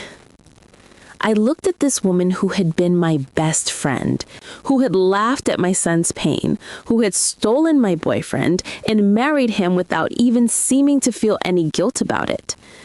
I looked at her and I saw someone who was broken, someone who had lost everything, someone who was drowning just like I had been drowning 5 years ago. I could have turned her away. I could have told her that she deserved everything that had happened to her.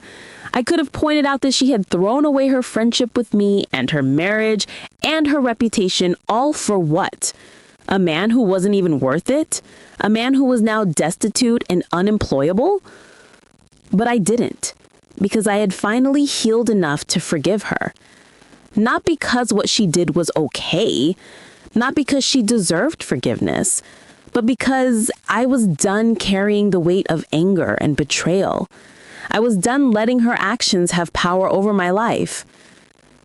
"I forgive you," I said, and I meant it with every fiber of my being. She cried in my storefront for about 10 minutes. She cried because someone was finally offering her grace when she expected judgment. She cried because she finally understood the magnitude of what she had done. She cried because she had lost everything and had nothing left but the hope that maybe, just maybe, someone could forgive her. I'm sorry, she said over and over again. I'm so sorry, Lily. I was selfish and cruel, and I hurt you and your children, and I can never take that back.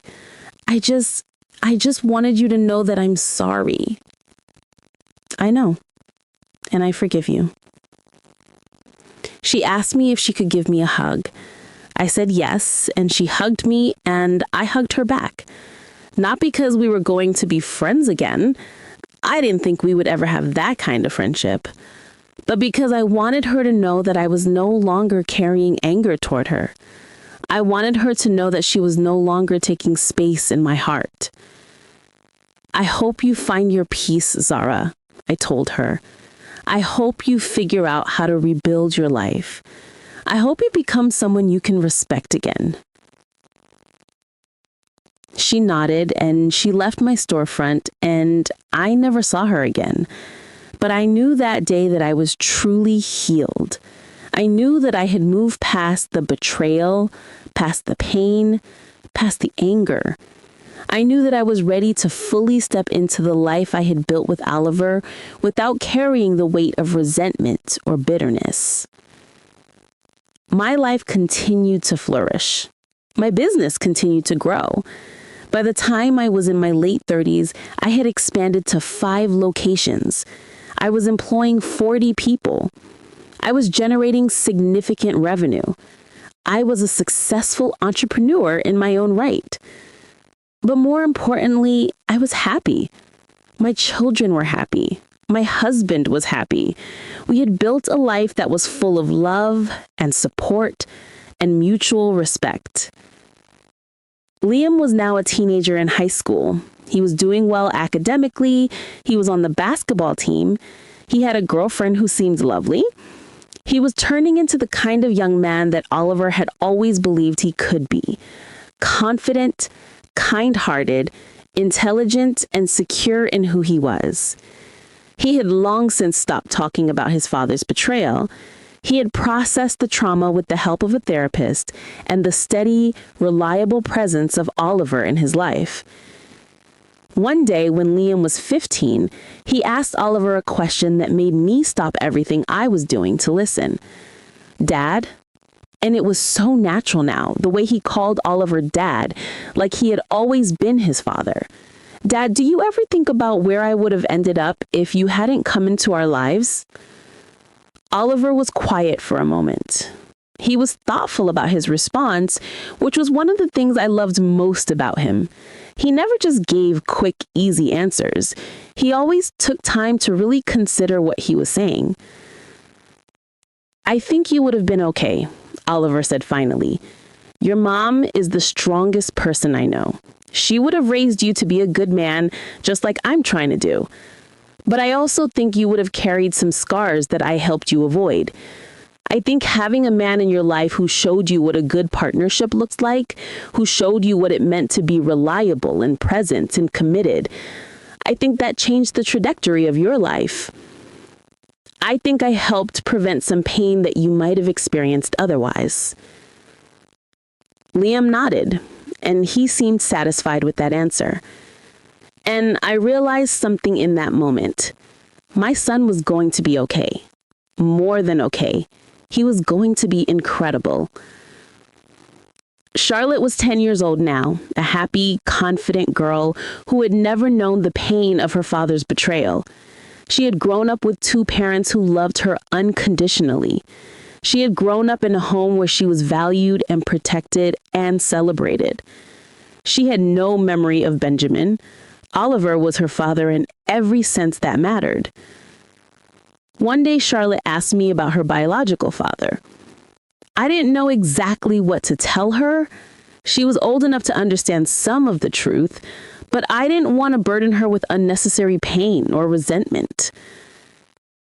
"Your dad, your biological dad, he made choices that meant he wasn't able to be the father that you needed. But Oliver was. Oliver loves you so much, and he's been here since you were a baby.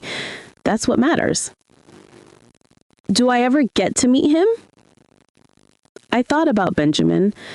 I thought about where he probably was.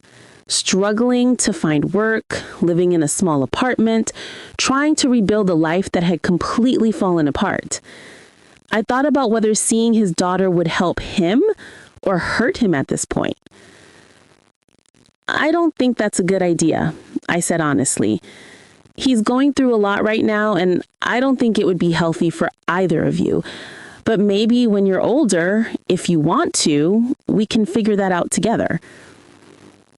Charlotte seemed satisfied with that answer.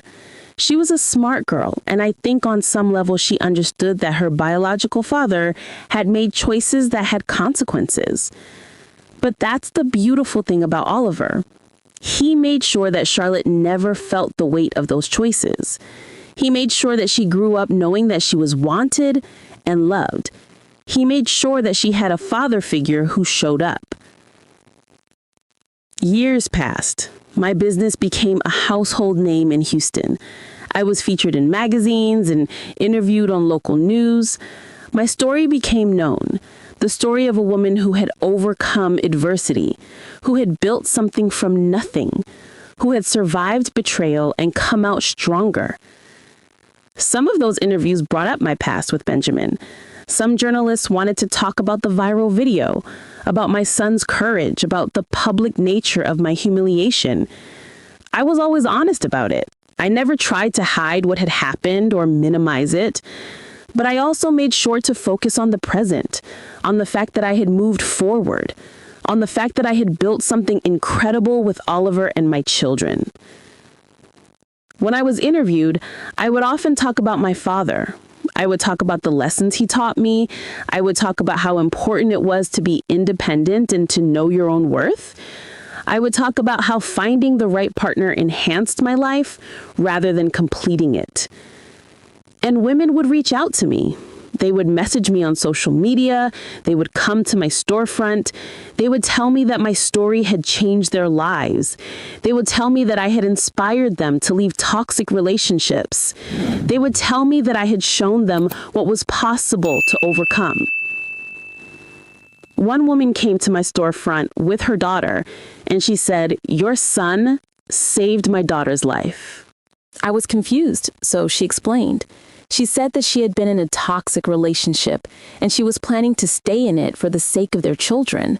But then she saw the video of Liam confronting Benjamin at the wedding. She saw a 9-year-old boy showing more courage than she was showing as an adult. She saw her son in Liam's face, a child who was carrying weight that he shouldn't have to carry. And she realized that staying in the relationship for the sake of the children was actually hurting them more than leaving what hurt them. She left her boyfriend. She built a better life for herself and her children. And she credited my son's courage for giving her the strength to do it. I cried when she told me that. I cried because my son's pain, the pain of confronting his father's betrayal in such a public way, had somehow helped other people. It had somehow turned into something meaningful and healing. My father would have been proud of Liam. He would have been proud of all of us. About 10 years after Oliver and I got married, about 15 years after Benjamin had betrayed me, I ran into Benjamin at the grocery store. I didn't recognize him at first. He looked so different. He looked like he had aged 20 years in 15. He looked like someone who had been through a lot, which, of course, he had been. When he saw me, his face went pale. He turned to leave, but I called out to him. "Benjamin?" I said, and he stopped and turned back around. I don't know why I called out to him. I don't know why I didn't just let him leave. But I wanted to see him. I wanted to know how he was doing. I wanted to know if he had learned anything from what had happened. "Hi," he said, and his voice was quiet and defeated. "How are you?" I asked. I'm okay," he said, which was clearly a lie. I heard about your business. Congratulations on your success." "Thank you," I said. "I'm happy. I have a good life." "I know," he said. I'm glad. I'm glad you moved on and built something. You deserve that." There was a long silence between us. I thought about everything that had happened between us. I thought about the 9 years we had spent together. I thought about the way he had betrayed me and our children. I thought about the pain he had caused, and I felt nothing but sadness. I forgive you, I said to him, and I meant it, just like I had meant it when I said it to Zara. He looked surprised. He looked like he was expecting me to be angry, to blame him, to tell him everything he deserved. But instead, I was offering him forgiveness. Why? He asked. Because I'm tired of carrying anger. Because I've moved on and I'm happy, and I don't want your choices to take up any more space in my life. Because I forgive you for my own sake, not for yours. He nodded, and he looked like he might cry. He looked like he was finally understanding the weight of what he had done. I'm sorry, he said. I'm so sorry for everything. I know. I hope you figure out how to rebuild your life. I hope you find peace. And then I left. I paid for my groceries and I left the store, and I never thought about Benjamin again. Well, that's not entirely true. I thought about him sometimes. But I thought about him with compassion rather than anger. I thought about him as someone who had made mistakes and was suffering the consequences of those mistakes. I thought about him as someone who was no longer part of my story. My story had moved on. My story was no longer about Benjamin's betrayal. My story was about Oliver's love. My story was about my children's resilience. My story was about the business I had built and the life I had created. My story was about coming home to a house filled with love, where my husband would kiss me when I walked through the door and ask about my day. My story was about watching my children grow and thrive and become the kind of people that I was proud of. My story was about knowing that I had done it. I had survived. I had overcome. I had built the life that my father had always told me I could build. One evening, about 15 years after Benjamin married Zara, Oliver and I were sitting on our back porch watching the sunset. We had built a beautiful life together. We had a beautiful house. We had beautiful children who were growing into beautiful people. We had a beautiful marriage based on respect and love and genuine partnership. Do you ever think about everything you went through? Oliver asked me as we sat there in comfortable silence. Sometimes, I said, but not very often. It feels like a lifetime ago. Do you know what amazes me about you? Oliver said. You could have become bitter.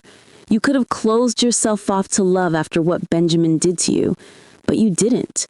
You opened yourself up to the possibility of something better.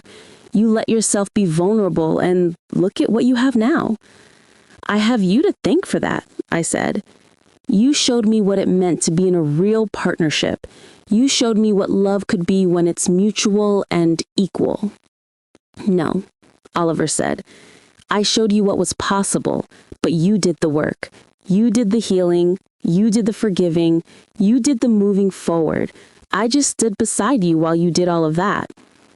I leaned my head on his shoulder and we sat there watching the sunset, and I felt grateful. I felt grateful for my father, who had taught me to be strong and independent.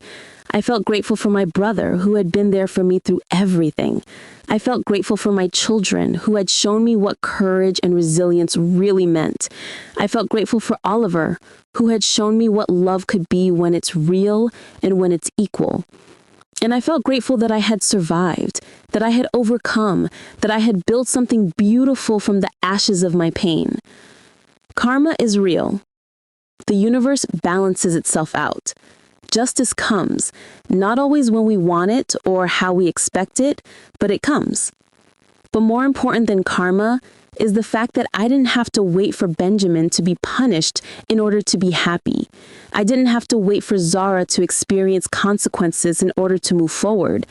I was able to step into my own life and build my own happiness independent of what was happening in anyone else's life. That's the real victory. That's the real triumph. That's what my father was always trying to teach me.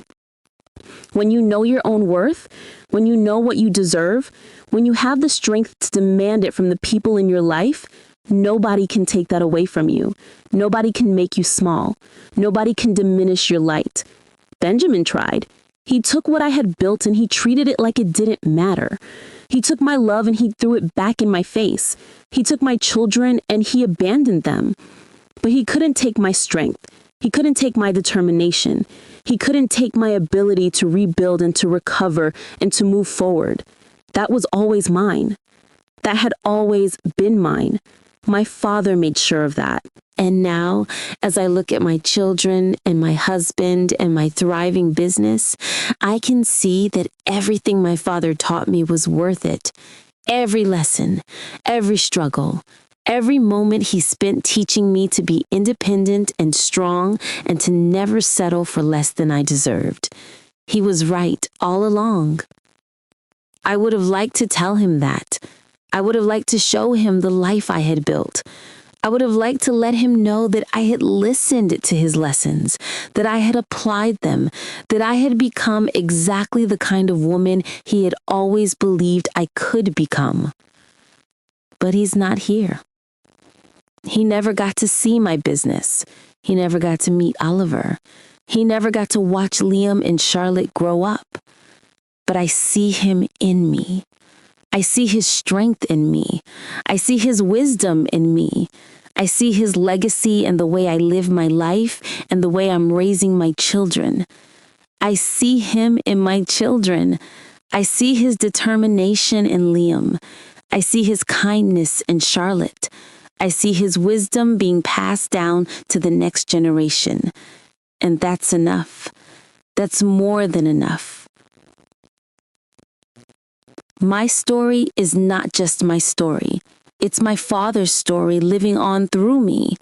It's the story of what happens when someone teaches you to believe in yourself so completely that nothing, not betrayal, not humiliation, not devastation, can take that belief away from you.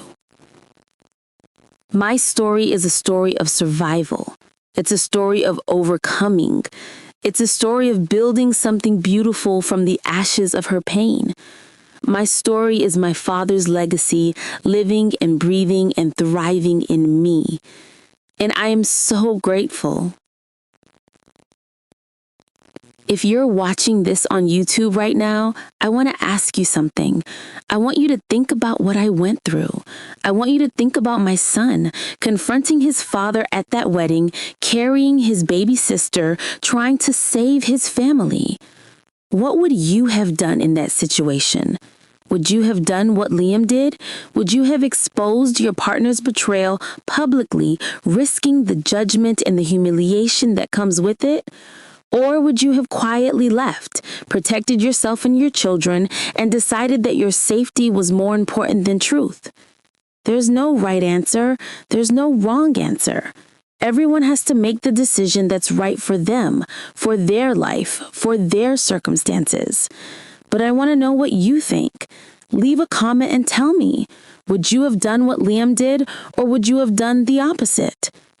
And I want to ask you another question. Who was the real hero in this story?